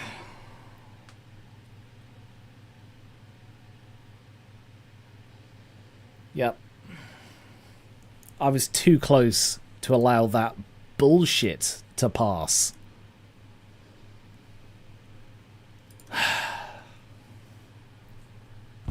Fuck you. This game.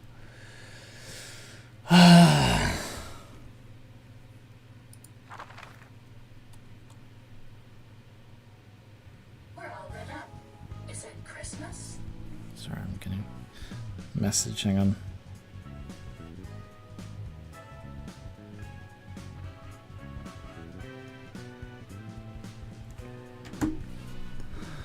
The Hour of the Wolf.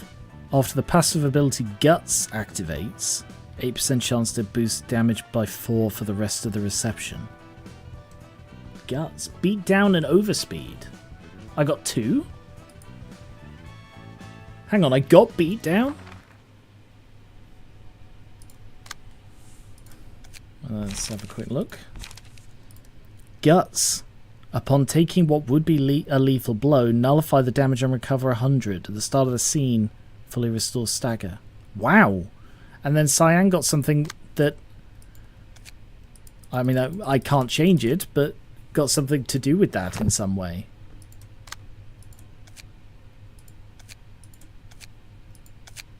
Right, show me the fucking combat pages, please. I'm assuming beatdown is specific to... overspeed. If speed is higher. Wow, I get that. Damn.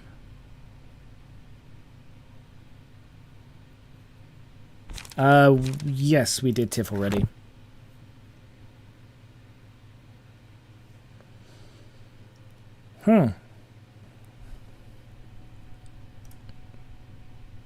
Okay. So I guess beatdown is exclusive to Tanya's page.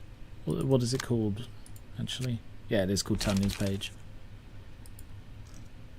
Huh. Okay. Just said. Oh, yeah, true.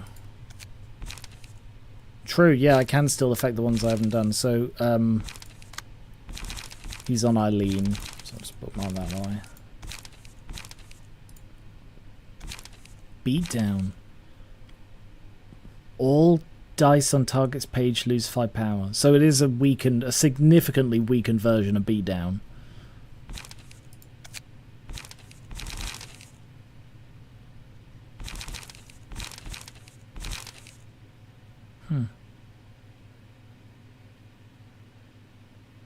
Cool.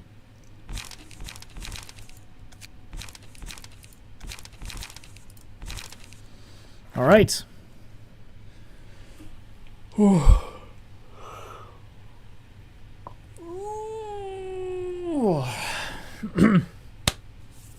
we ready for Chesed? And I reckon this is going to be yesterday's promise.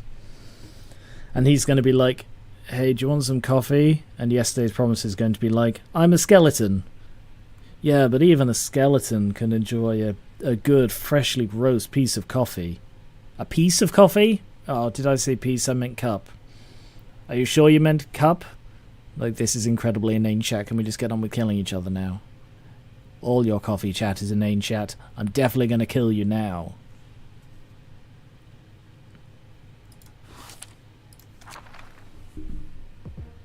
Oh! Oh! Huh. Okay. Genuinely surprised by this. Also, this feels bad. This feels really bad. Hey, Sir Roland. I met your wife today. What? Yeah, she came in with that, that, like, cube-headed guy. She said, look, I tolerate you, but don't push it. No, she seemed really nice. She was a bit underdressed. And that's how Chesed died. Gives puppet strings to his puppets. Right, so that's what they... Because this one had, like, when it has puppet strings, this happens. And it turns out it was from this. At the start of each scene, blah, blah, blah. Gives puppet strings to his puppets over the first 4 scenes. If a puppet has no puppet strings or is dead, will not use pages to control said puppet.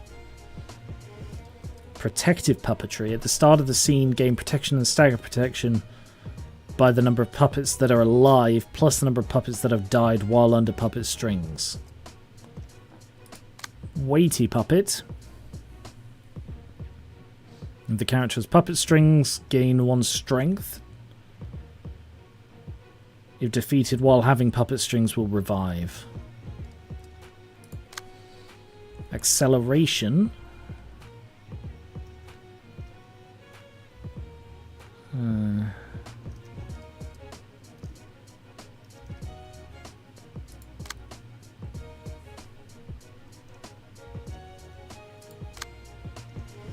Okay.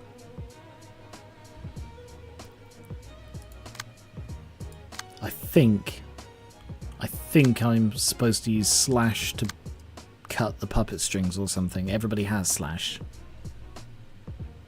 Yeah, I mean, I honestly didn't expect to fight Puppet Angelica.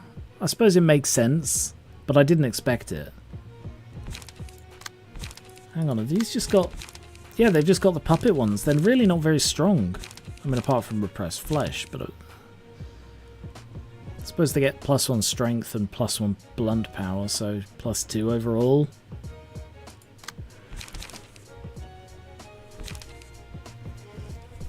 Yeah, that one's stronger.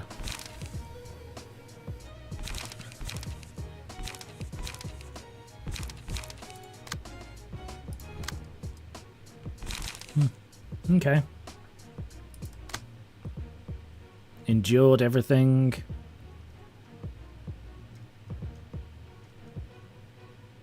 No distinct way to weaken him.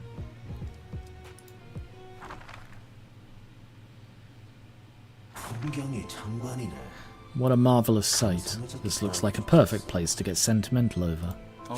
Hello there. As much as I'd like to treat you to a cup of coffee, because that's all I am. I'm the coffee guy. Did you know that? I'm the coffee guy, you're the puppet guy. Ah, we have so much in common. The circumstances say otherwise. What a shame. I don't believe said circumstances are relaxed enough for such jokes either. You're being quite tender. You always tend to be that soft. If we can't avoid facing each other, there's no need to make it more tense than necessary now, is there? Though I do often hear that I'm carefree. It's because I'm usually high on caffeine.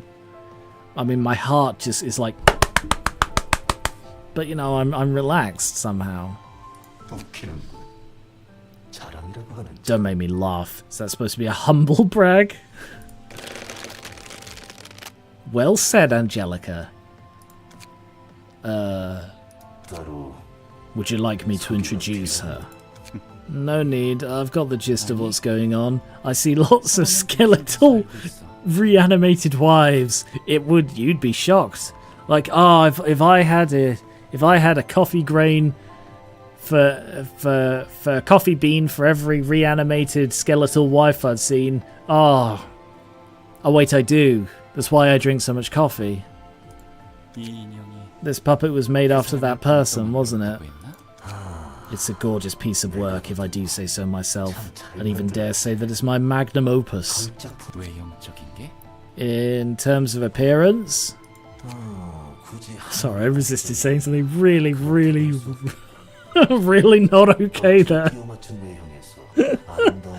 But I didn't say it, that's the good part. If I had to pick, that wouldn't be it. I'm not the sort of man who finds beauty in shapes put together in an arbitrary fashion. Arbitrary? But aren't you pleased with your work? Even if a puppet were as beautiful as a master's sculpture, I wouldn't love its look in itself. They're neither disgusting nor attractive to me. They simply are. I have no particular feelings about how they look. Okay, man, you're talking a lot about how you don't care about how they look. Is this like when someone's like, oh, I don't care how my hair looks, spends 3 hours styling it? Can you not tell how carefree I am about my hair? But what did you make your puppets for then? The thoughts and emotions I hold when I craft them. A resentment towards the city for driving me to this desperation, and a blind anger for the rich. A glimpse of hope that I can bring back my precious son whose life they took. Bitterness and a yearning for vengeance towards Roland, the man who rid me of that hope and pushed me to despair. Oh yeah, I know Roland, he's a good guy, shut up. I wrap the emotions I couldn't outwardly express into a human string and shape them. I take out the useless chunks of meat and fill their insides with the emotional baggage I'm carrying. I can breathe easy after I indulge in my craft. That's when I feel alive at last. Do you see how dear the puppets are to me now? Stuffing your emotions in them?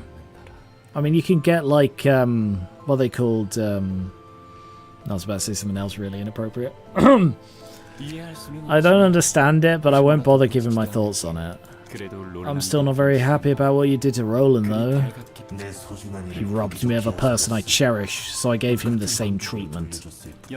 You said he burned down your whole lab, yeah? Yes, my son was lost in that fire, not a piece of him left to salvage. Are you trying to express sympathy? No, I'm just taking the piss, man. And we aren't close enough for me to worry for each other. I was just curious, I wanted to know if vengeance was your only goal in coming here. Although we have minor differences, all the members of our ensemble strive to reach the same place. Vengeance pointed at Roland was only an intersection we happened to come across on our way to it. It was never at the center of my motive. Well, thanks to him, I won't have any regrets making my way, though. And it's tragic that we all have our own little stories, isn't it? I mean, who can keep track of them all? We can't be free of guilt no matter what we do. That's precisely why I want us to focus solely on what they want to do. I too wish for a world in which individuals are free to express the flavors they wish to exude, like coffee and espresso. But is that freedom really the kind that frees one from all responsibility of what they do? People who want to live for others can't take a step forward themselves. There's a limitless range of dreams individuals want to bring out. And you must know that the possibility of pursuing your own freedom while you consider everyone else is nothing short of a myth. Oh, a whole range, yeah. I actually have a range of coffee if you want some. Do you want to sit? Can you drink coffee? Do you have a mouth? Is it that part on the left? Is that sort of open and then you pour coffee in there? Shut up. If one were to take into consideration the width of the potential each person has. Never mind.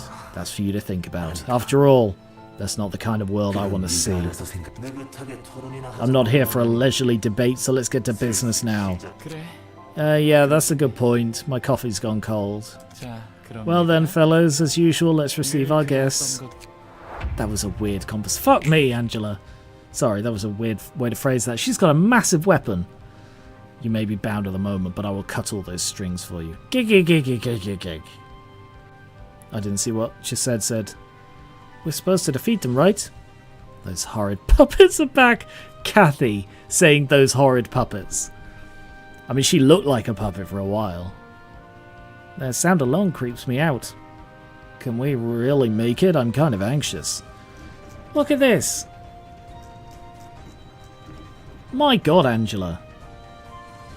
Angelica. What's your name? Oh, I'm going to take it in the neck for that one.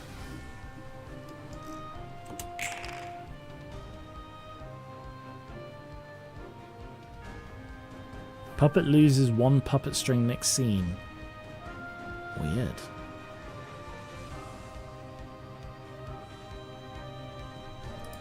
So that one is puppet strings. Come on, select it. Speed dice +1 upon death revives. 8 damage whenever a stack of this is lost.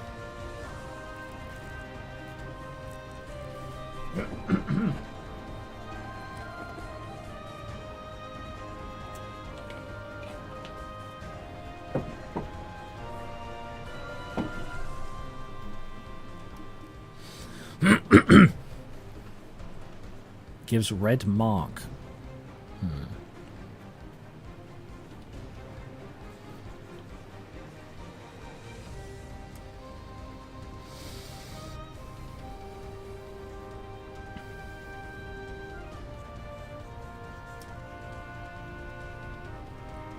Well, I need to get through this one.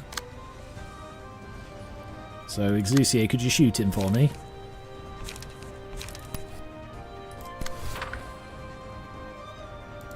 Actually, you could just... Yeah, you could just shoot him, can't you? No, you may as well go for that. Guarantee it.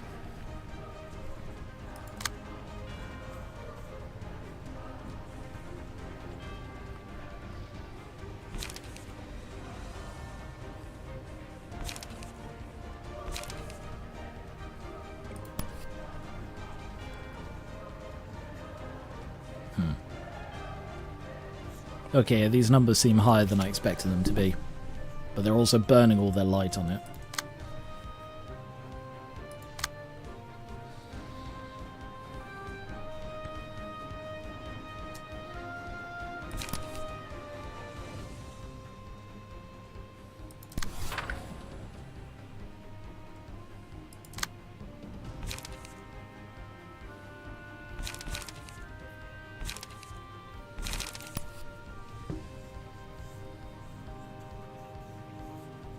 Damn, it's on the wrong one.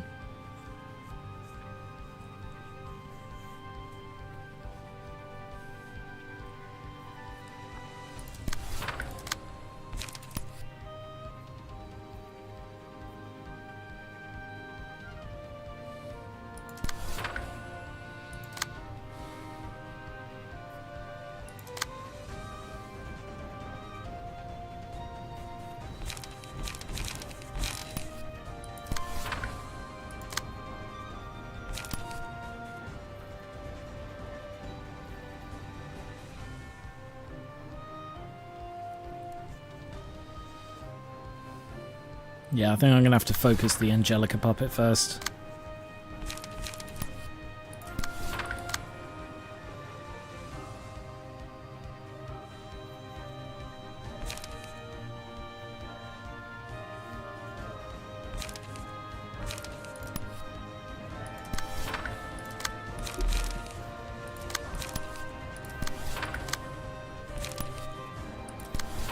Okay. Nice. Immediately cut a string.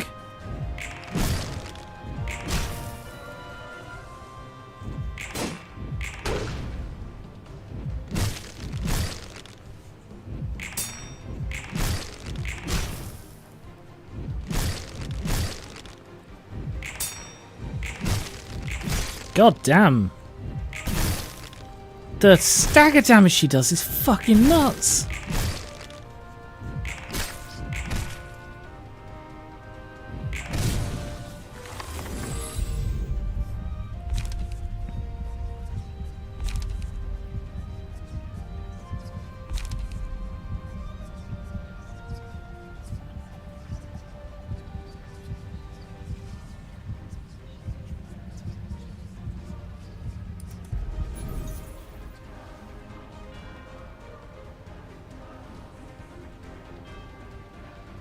I'm going to put that on Edgardo, because that worked. I remember that working well.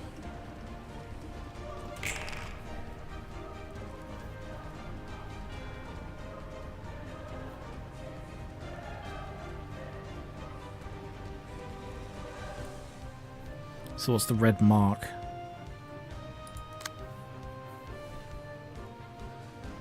Targeted by the puppet and the extra speed dice added. Targeted by puppet Angelica and the extra speed dice added by puppet strings.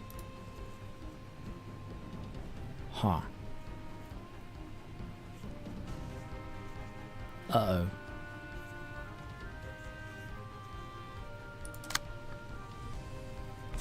This doesn't feel good.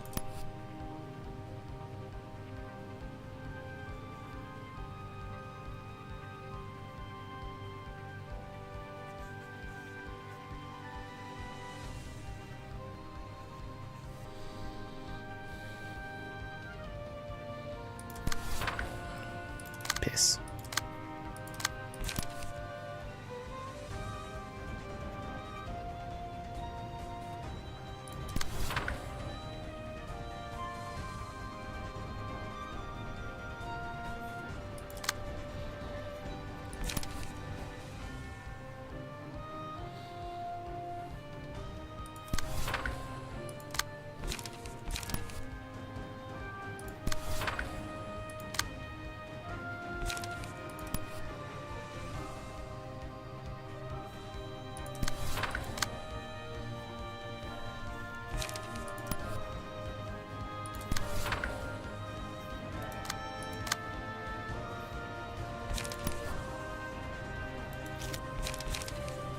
Oh, buggery. Too many things to do. Too many fucking attacks.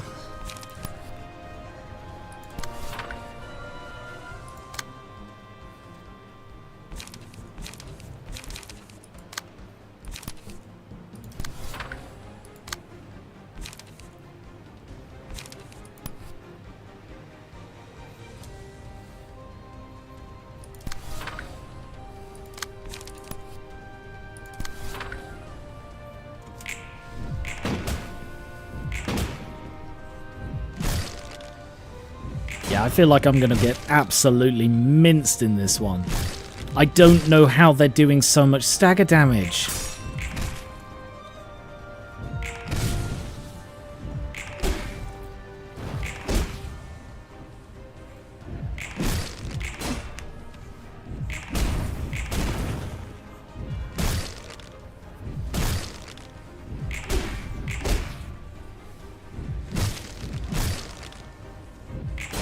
Is it just that I've got bad counters to them? Like I'm vulnerable to blunt? No. Most of my guys are fucking immune to or resistant to blunt. No idea then. Oh, then again, maybe these two aren't. Oh no, I can't see right now. But this is bad. This has gone so poorly. Oh god, I've got no light. Hell.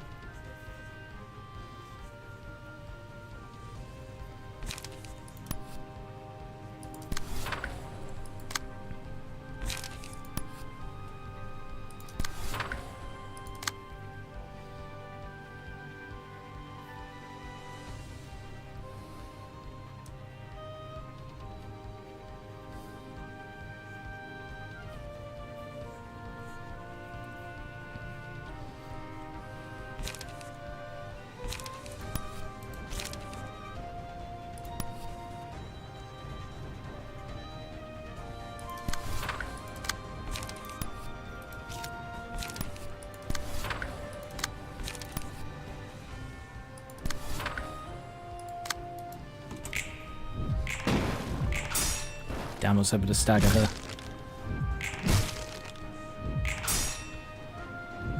Oh no.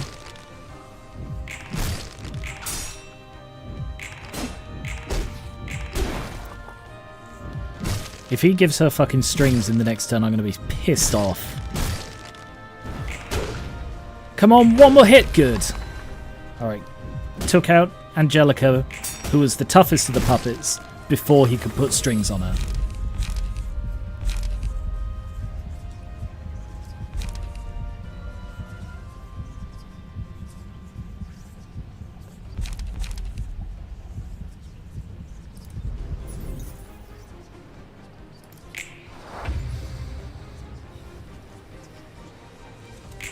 Okay, and these two have recovered. Alright, maybe we're alright. That looked really fucking hairy for a sec.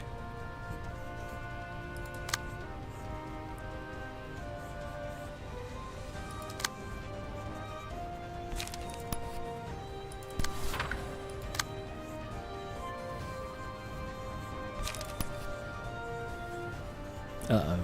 Oh no. Yeah, let's have a look. No. Neither of them are vulnerable to it. I have no idea why they took so much stagger damage. I don't know if that's like an Angelica thing or what. I mean, I know one person that she staggers easily, but that's neither here nor there.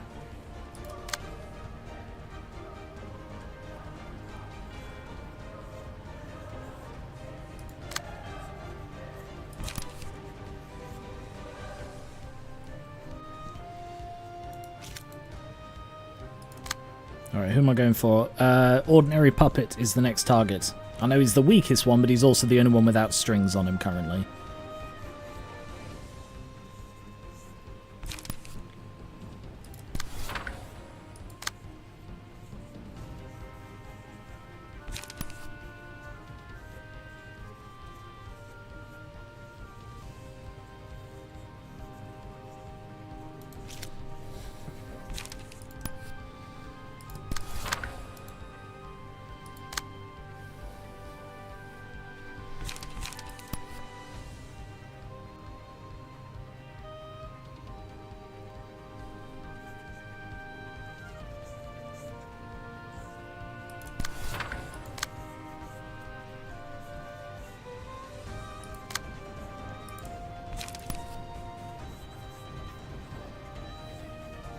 Alright, so there's Weighty Puppet and Nimble Puppet. Weighty is probably the bigger threat.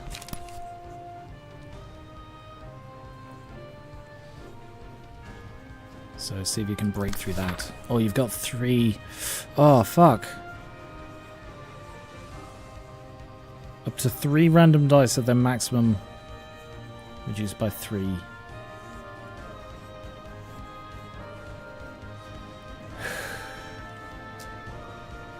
So 7 to 8, that's going to do. Yeah, that'll still be enough.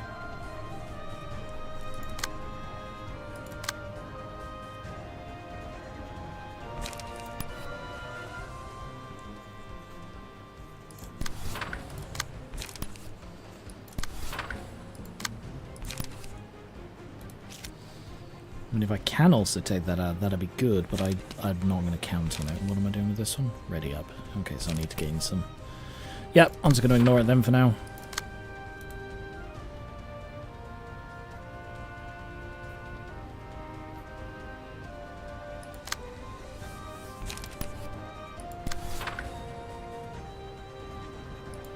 Almost forgot Mimic was here for a sec.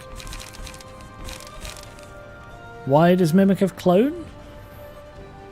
I don't know what Mimic has clone for.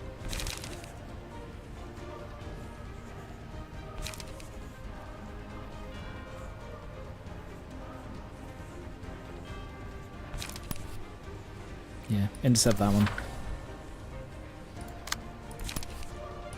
Okay.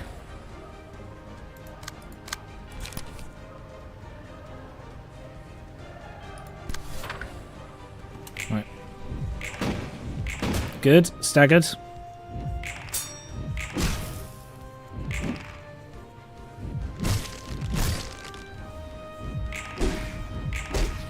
Nice.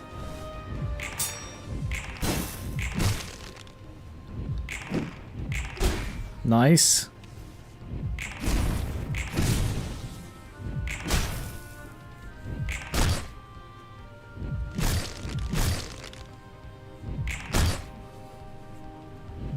Don't kill him. Don't kill him. Oh. Okay, that's good. That one wasn't strung.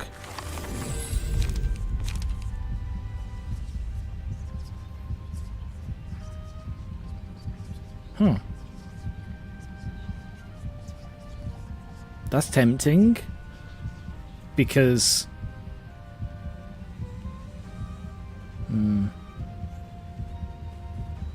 That's tempting, because they don't have a lot of them, do they?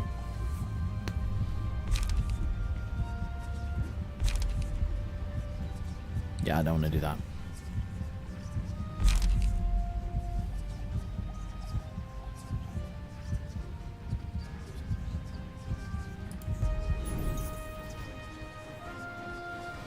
I'm going to give that to... I don't know. Probably Chesed.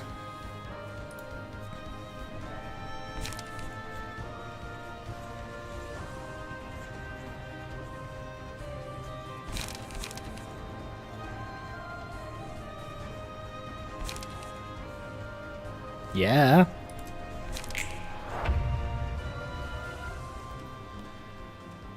Okay, so he's currently strung, which means I don't want to kill him right now.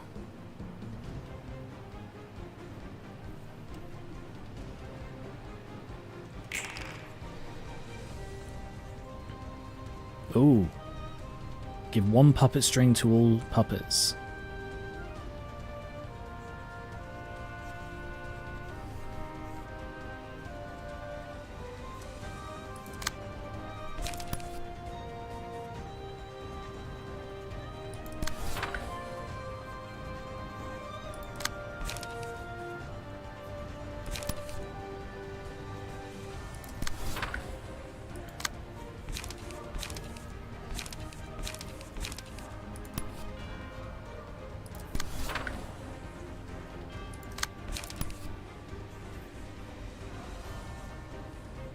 Do I want to kill him?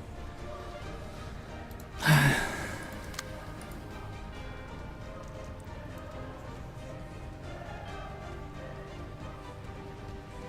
mean, he only revives with half health, but I think it's better I leave him at 0 until I can... Leave him at 1 until I can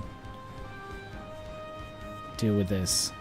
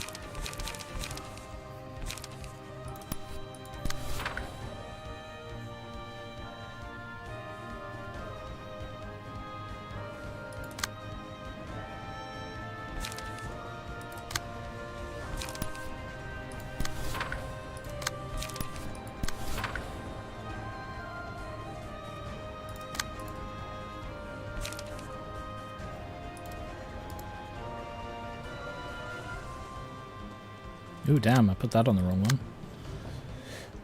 Glad I checked.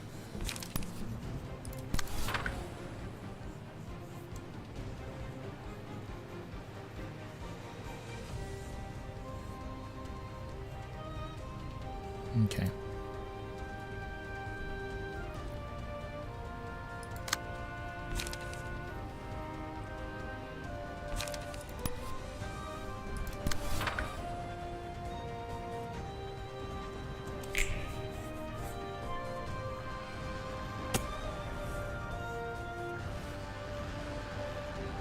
Nice. Oh, no, Mimic got hit by one.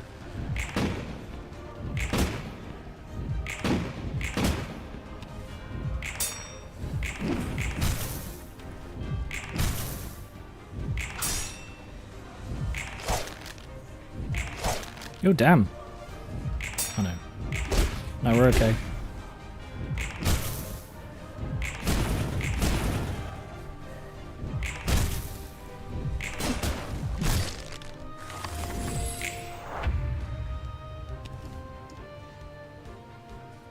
Did he die? Oh, he did, because he lost a string, of course. Piss. No, he didn't. That couldn't have been it. Because you revive in 2 scenes. No, I don't know then. He did lose a thing of it, but he shouldn't have revived yet if that was what it was.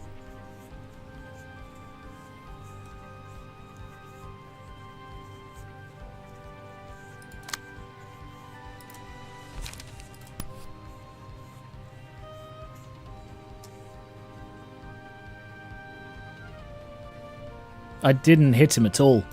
He took 8 damage from losing a puppet string from this. Like the weighty puppet loses a puppet string, so he took 8 damage. But if he died, he shouldn't have revived immediately, because that was last turn, and it says, upon death revives in 2 scenes. So it's not been 2 scenes, so he shouldn't be there, basically. The game is cheating again.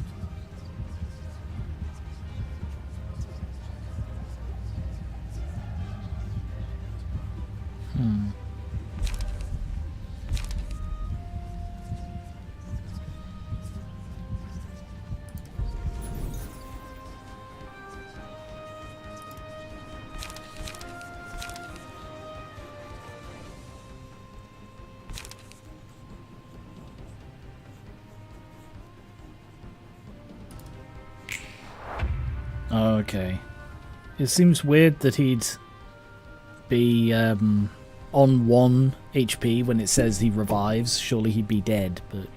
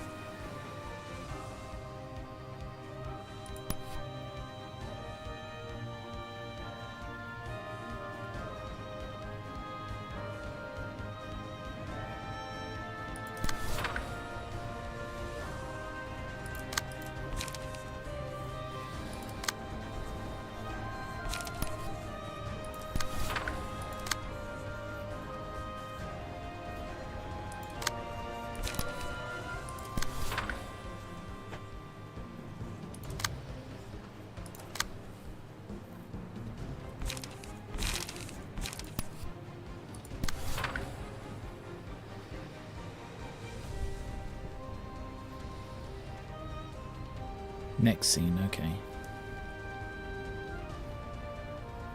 I'm sort of playing it safe because I don't want to kill them prematurely. I just did. Fuck. Yeah, he's definitely dead.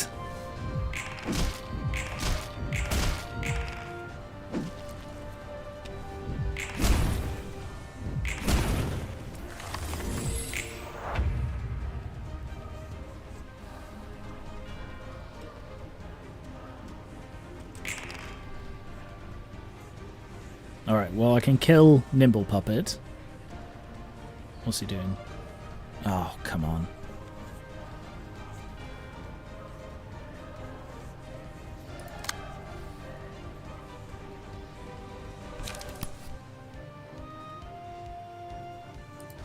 Oh, I can't actually do that.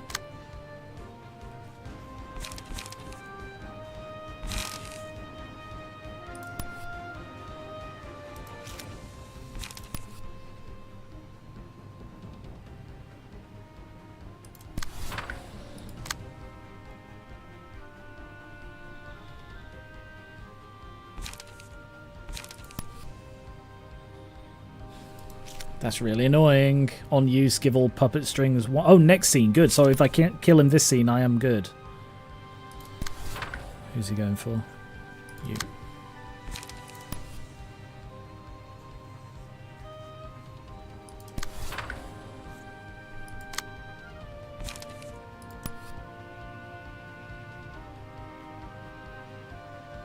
Oh, the other puppet also has no strings. Good eye. I missed that. So if I play my pages right...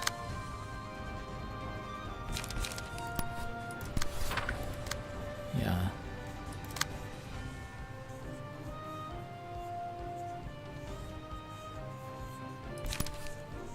Like so.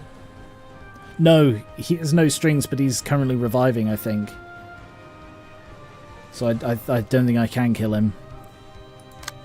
Is that all of them? That one, that one... That one I'm going to let, and that one. Yeah, okay.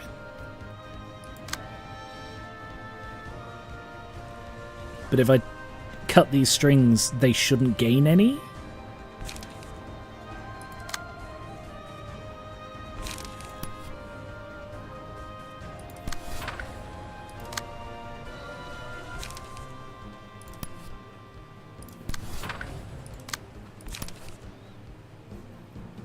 I will just throw another attack on him just to... Sorry, Kathy. Oh, no. Oh, Mimic barely held on.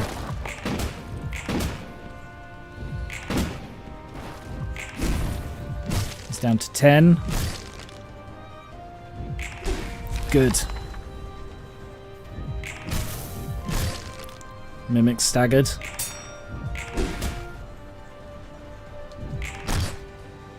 Oh no, he is dead. Okay. Does it hurt to play along? Right, so now I should just be able to wail on him. Because he's got no puppets left. Not a chance. Huh. Wow. Where'd he pull these from? Fucking nowhere is where he pulled these from.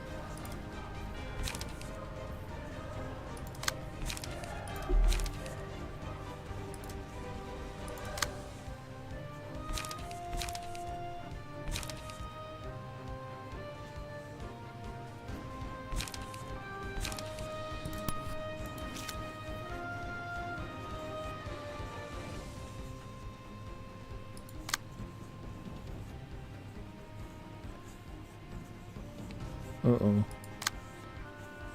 That's really annoying. I mean, those two, they're nothing, so I just need to... It's just this one and that to deal with. Unfortunately, the mass attack's hitting all my slow things.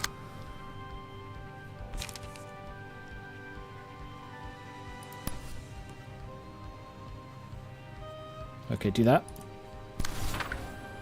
Alright, that got rid of one of his attacks.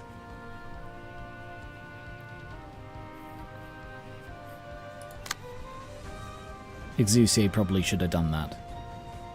Because now he doesn't have the light. Fucking whelp.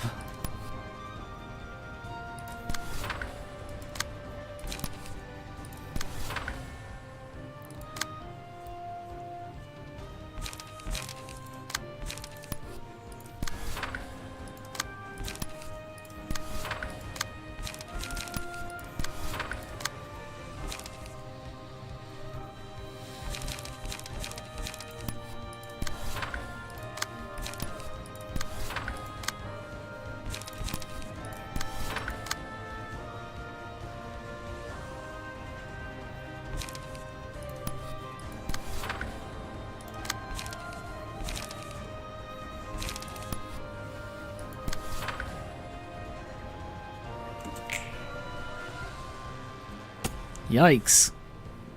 Exusier staggered. Oh, that's bad. And now we do get a whale on it. What? He fucking staggered counter. Oh. I mean, he's almost staggered now. Just need to keep hitting him. But Exusier and Chised are both staggered. This is... Oh no, Exusier is going to die, I think. Oh, not quite.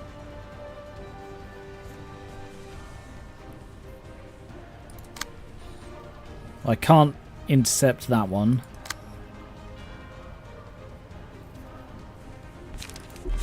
And I can't afford to do shit all.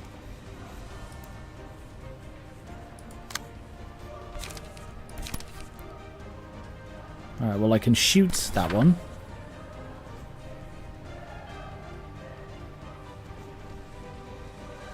That won't... Yeah, it's not fast enough. Fuck.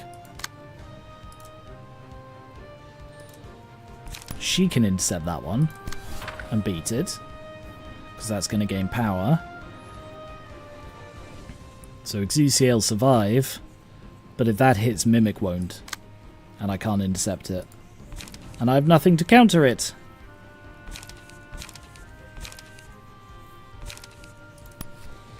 So I shall do my best.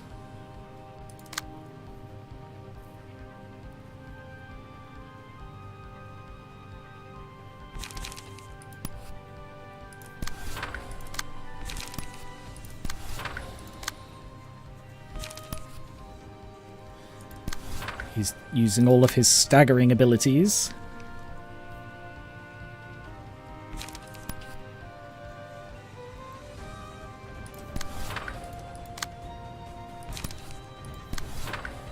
Okay. Just in case he survives, you can do something else. Shoot him! Shoot him with your scythe, Kathy! Like the zombie reaper of doom.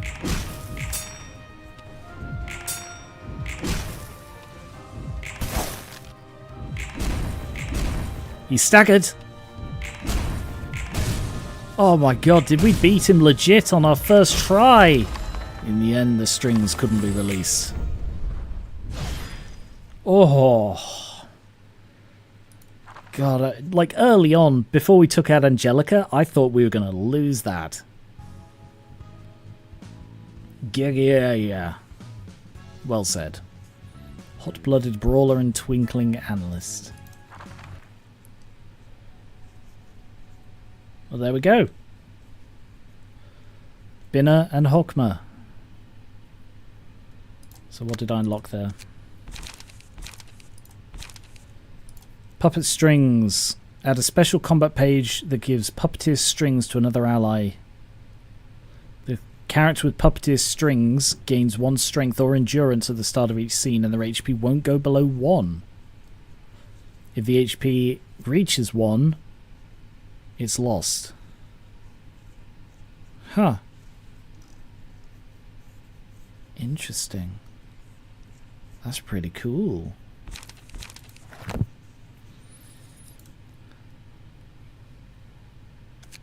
Okay. Well.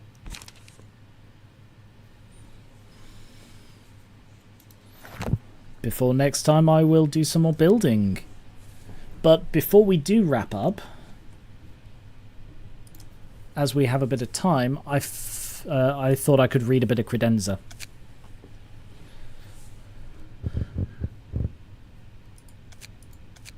Because I have not finished Star of the City.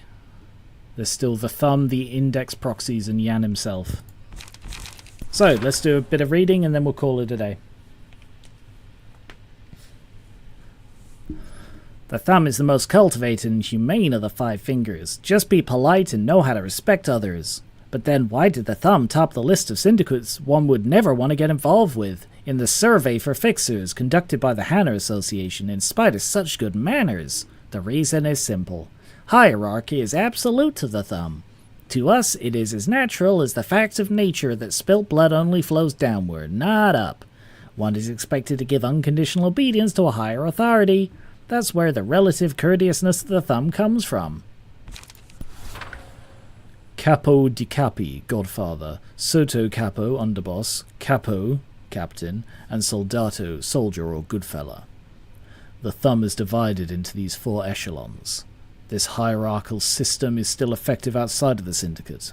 For example, a common fixer is comparable to a Soldato, an associate fixer to a Capo, a board member of a wing to a Sotto Capo. That is how the hierarchy is to be interpreted. No outsider is exempt from this rule. No matter how you usually behave, you must remember your place and respect our rules when you're dealing with the Thumb. If a young, oblivious fixer walks up to a Capo and speaks to them, that poor Piccootto will be rolling in the street the next day with his jaw and teeth missing. On the other hand, someone with the right level of authority or person of a higher class would be a different story. If a person on the same echelon as ours were to approach us, we'd gladly greet them and hear what they have to say with an open mind. Conversations with them are to be conducted with courtesy and decorum. Furthermore, if the person you're dealing with stands on a higher echelon than yours, they must be treated with utmost devotion and delicacy. Such is the rule of ours in the respect of their position. Don't be too bitter over it. Indeed, class is earned, not given for free. It's only right to give it the respect it deserves. But how do they know? Like, if, for example, Roland rolls out of the gutter, and he's like, "Oh, hey, I'm drunk, but I'm also a colour." You know, they wouldn't know he's a colour by looking at him, especially when he's drunk and covered in gutter, but he is, and if they get it wrong, does that mean they retroactively get punished? That's the problem when you start extending your rules to things outside of your rules, you know?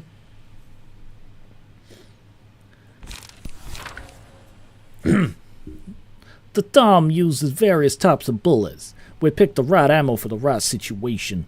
But as you can guess, the price of those bullets is a serious drawback. Not even the Thumb, one of the 5 fingers sitting on the apex of the backstreets, can just waste bullets willy-nilly. That's how costly it gets. You can't get trigger-happy. Because of that, the Thumb fight with the bayonet and buttstock of their guns most of the time, and only fire bullets when it's absolutely necessary. The buttstock is built to be solid enough to crush most things to a pulp, and the bayonet is pretty handy as a sword. Some just stick to raw strength, though. The Thumb's chain of command is simple. Obey the orders issued by your superior unconditionally and do not question the intentions of your superior. I mean, that's the same thing, but alright. Kill if you're told to kill and die if you're told to die. You cannot defy the orders no matter how baffling it may seem. Those who violate them are punished on the spot. Even if the order is made by someone whose rank is only 1 step higher than yours, you're still obliged to follow it. There's nothing you can do about it. Unless another person whose position in the pecking order is even higher than your commander's decides to step in and take your side. There is one exception, however. It is when a high-ranking individual temporarily devolves their power to a subordinate of theirs. Usually this occurs if they have urgent business that prevents them from joining a meeting, or when they need their peer to know something that the subordinate can explain more professionally. It's still a rare occurrence even then. No one transfers their authority for the fun of simulated uprising or other trivial reasons. That's how important it is to us. Even in a powerful syndicate, weaklings exist. Cowardice can surface among the strong, and chaos can ensue from the most faultless rules. Not everyone in the Thumb can abide the rules without a slip-up. What happens when one violates the rules? If someone is trying to disrupt the hierarchy, they'll be purged in a few days. Doesn't matter if it's a member of the syndicate or an outsider. Every person must abide by the rules. The degree of violation is irrelevant. That doesn't decide the way to the purge. The one thing that matters is the most is the fact that they showed insolence. The lesson is marked with blood so that no one dares to break this rule again. That's the most important one. It might seem like nitpicking, but there's one basic principle to remember. Don't get on the nerves of your superior. It's an elementary part of the basic decencies for human relationships, yet so many people seem oblivious. Index. Is forging prescripts a violation of rules? The answer is not exactly. It can be written on any kind of paper, and as long as it's stamped with the seal of the index, it'll pass as a real one. You will then wonder, wouldn't there be many people who exploit the system with malicious intent? Copying the seal is a complicated process, and not many know how. Even if they overcome these hurdles, they still cannot outsmart them. They know all. They can tell whether or not a prescript has been carried out, how it was done, and if someone is delivering fabricated ones. An individual sending counterfeits out of their own volition can ultimately trace back to the will and the city itself. I suppose they have some generosity for these forgers, as they may remain unpunished unless one ordering it has been issued. They were already aware that the messenger Yan was giving out false ones, hence the one to follow those faked orders. No, not that they know. No, that they know might not be the most appropriate expression.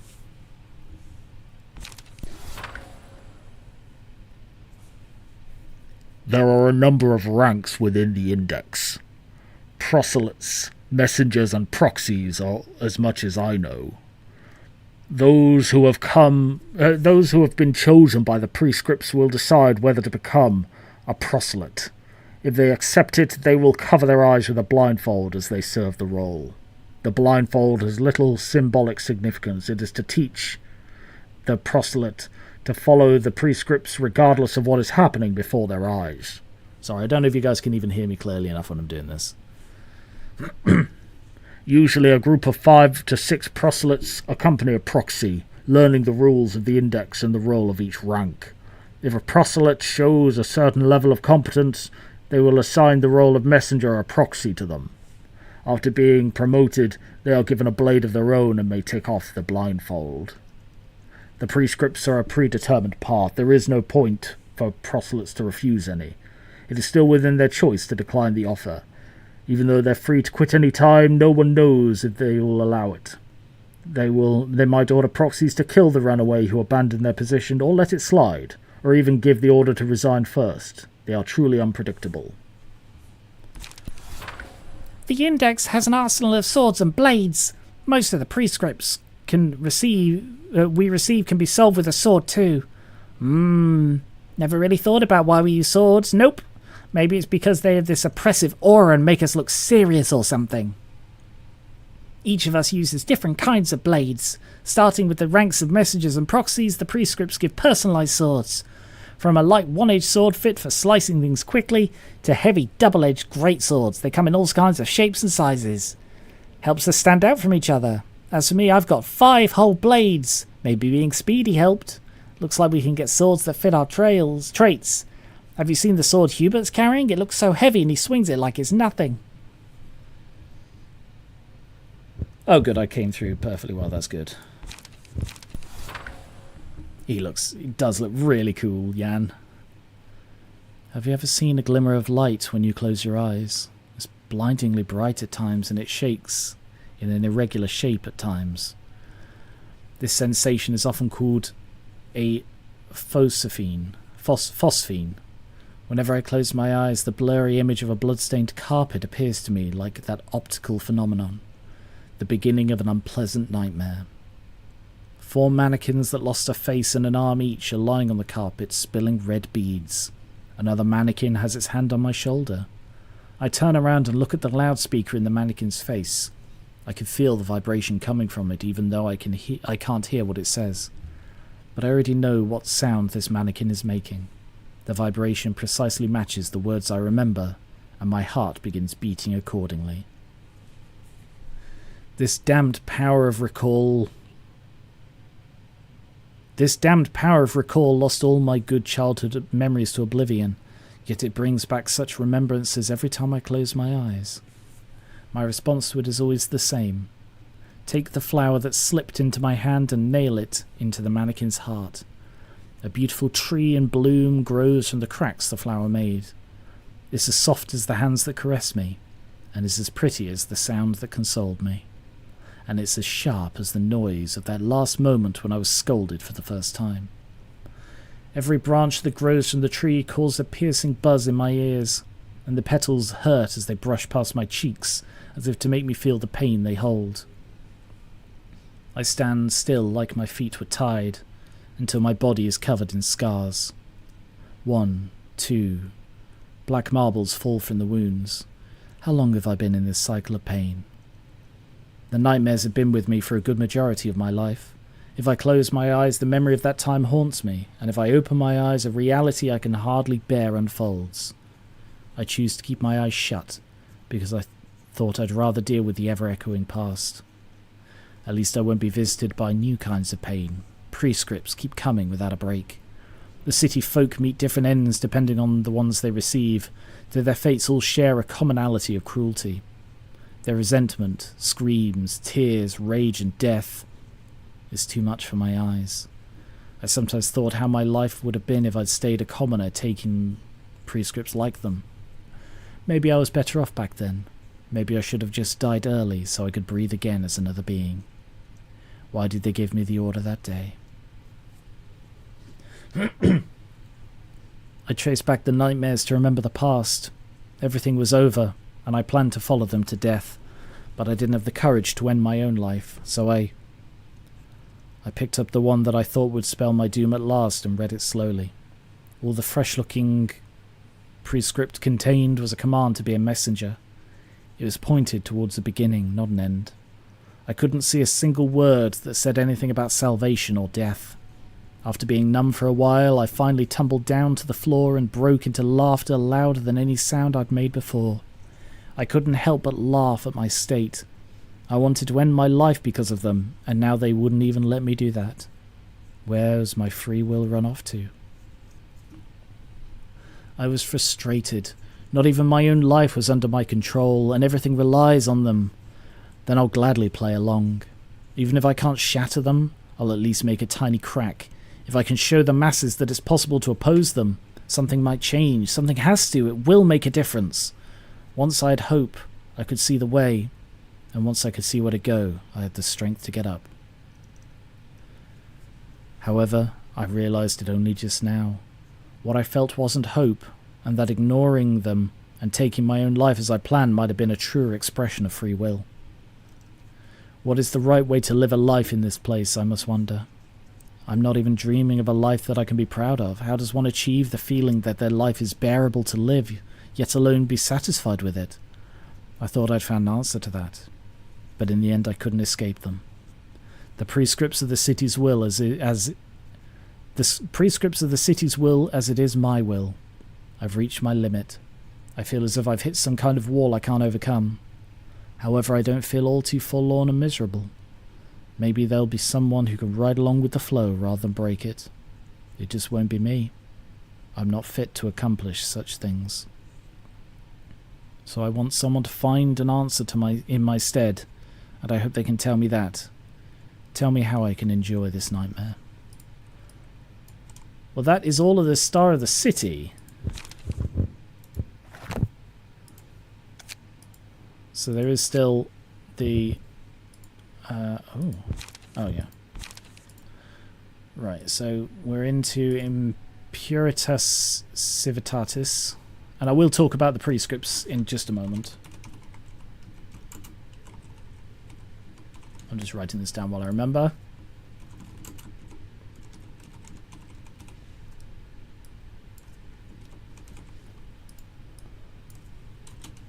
Alright. I don't like the prescript stuff. It is by far my least favourite thing in this entire game and universe. Because it doesn't fit to me. It doesn't fit the themes. It doesn't fit the lore. I just don't think it fits. And it's like, from my understanding of it, and it's really bizarre and vague, it's like there is the vibrations of the city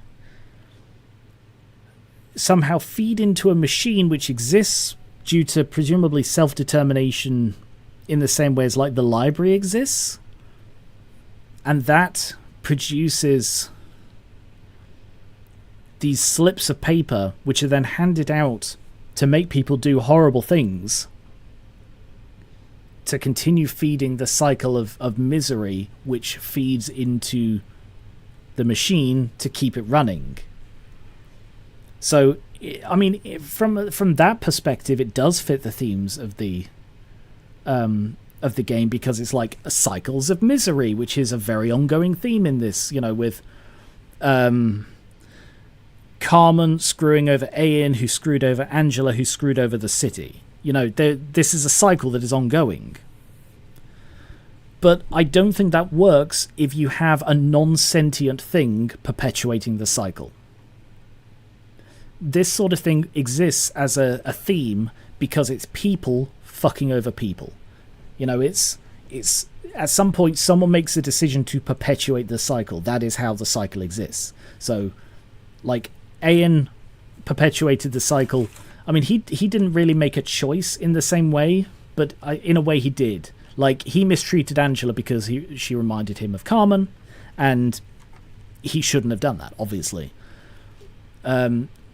Angela mistreated the city because she was pissed off at Ian. Again, that was a decision she made. And it's like continuing like that. But when you have something which is like, oh yeah, this is like self-determination has created this, presumably, it's never really stated. It's just sort of, it's here. It's here, and it was here before the light. But then again, lots of stuff are here before the light, like the river of humanity and the birds in the forest and all the abnormalities, you know.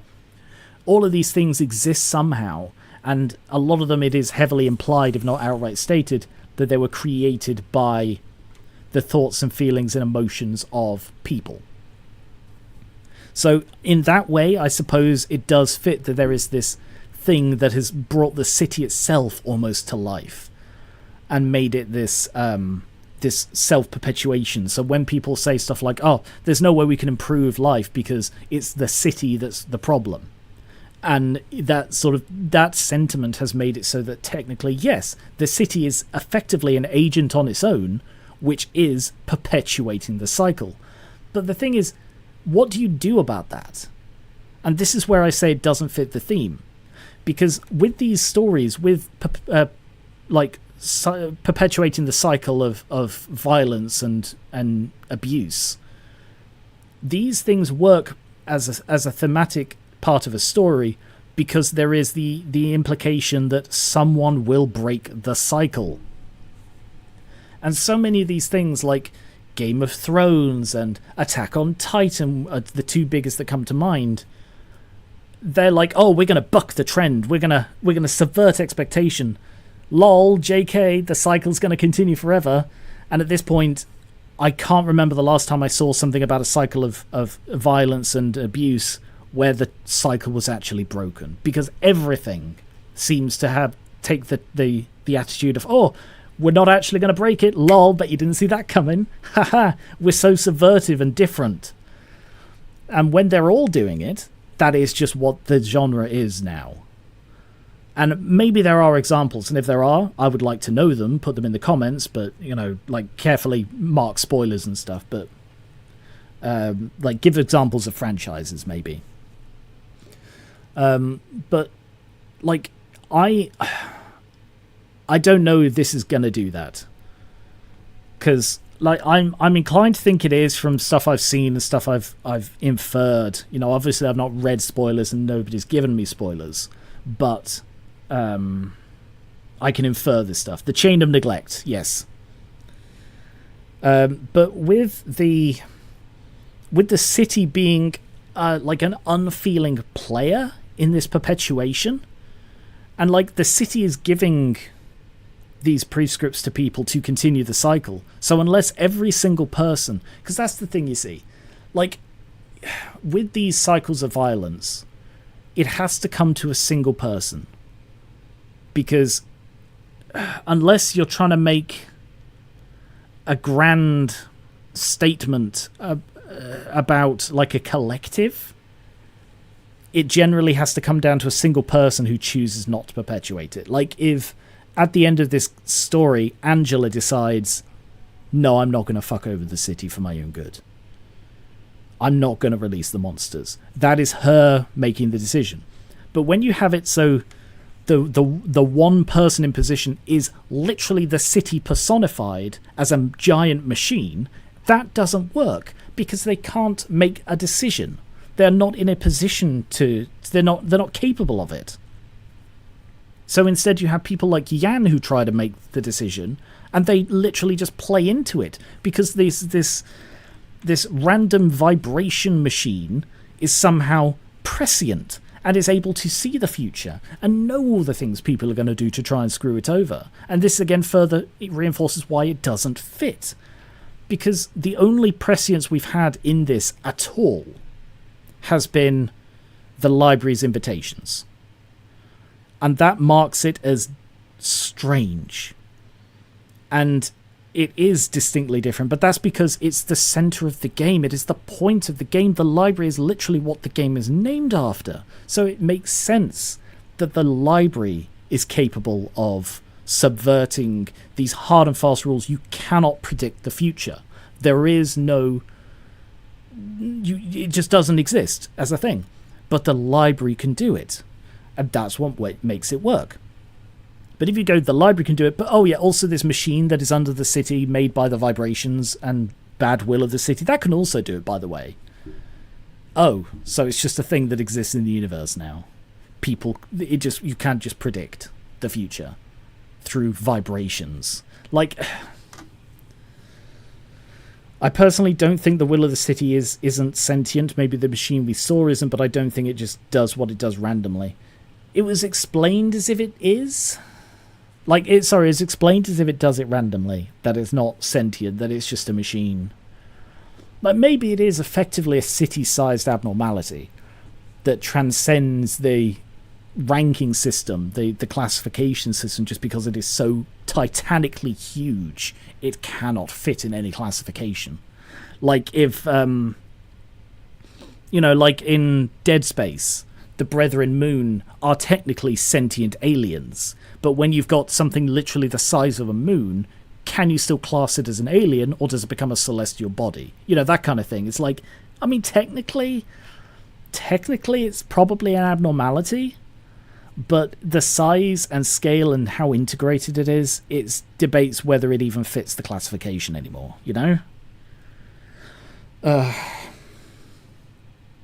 I went off on a couple of tangents and all of that, but the point is, I don't like the prescript stuff because it doesn't fit and it doesn't feel explained. Like, I kept predicting that it was like a chaos theory AI making predictions. And part of me, and I think there were people in the comments being like, well, it's not going to be that because AI is outlawed. Yeah, but so's Angela. And I know there's the whole, that maybe that's me defeating my own point of, oh, but Angela was different. No, but it's different.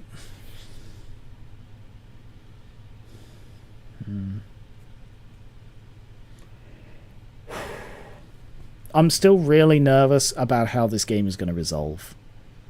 Because a bad ending can ruin a thing, and Skier seems convinced that it's not a bad ending. But I don't know. We'll see. At the moment, we're right in the apex of this this quadruple, septuple somersault, and it might stick the landing, or it might just sort of fall on its ass. And we're going to find out in possibly next stream. And I'm really nervous because I like this game and I don't want it to fall on its ass. But there have been so many things I've liked that have just ended so poorly that I just can't go back to them. And I don't want that to be the case here. Okay. Well, thanks for sticking with me through that extended thing about prescripts. That's been building up for a while because the thing is, like, I love the aesthetic. They look so cool. Yan in particular is one of my favorite character designs in this game. I love it. I love the way they look. Which is why I've got Hockma's whole team based on it, but anyway. Yeah, I might snip that and make it its own video like I did with the Chain of Neglect.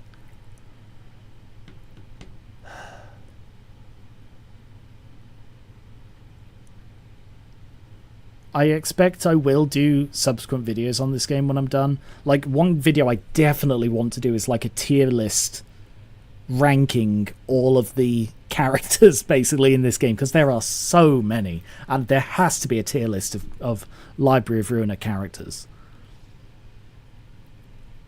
But there's so many that just really I liked, and I'd like to talk about them again. But yeah. Alright. Well, thank you very much for watching. Next week I will be doing the Binna and Hockma, and I reckon it's going to be Blood Red Knight for Binna, and I guess Yesterday's Promise for Hockma, before finally Argyle goes to fight Roland. So, thank you very much for watching. If you're watching on Twitch, check out my YouTube. If you're watching on YouTube, check out my Twitch. All lit up. Is it Christmas? I muted that. I don't know why that made a noise. Oh, because I got tagged. Alright. So, where was I? Yes. Check out my social media, linked below the Twitch and in the description of the YouTube stream. The Gary Weaver Discord is in the same place. We talk about Project Moon on there quite a bit. And check out my Patreon, linked in the same places. Pledges on there make a really big difference. You can like get PokéSins and all sorts of cool stuff on there. So, have a good weekend. My voice is giving out, as you can tell, as it always does after credenza. Hello, future people. Goodbye, future people. And I will catch you later.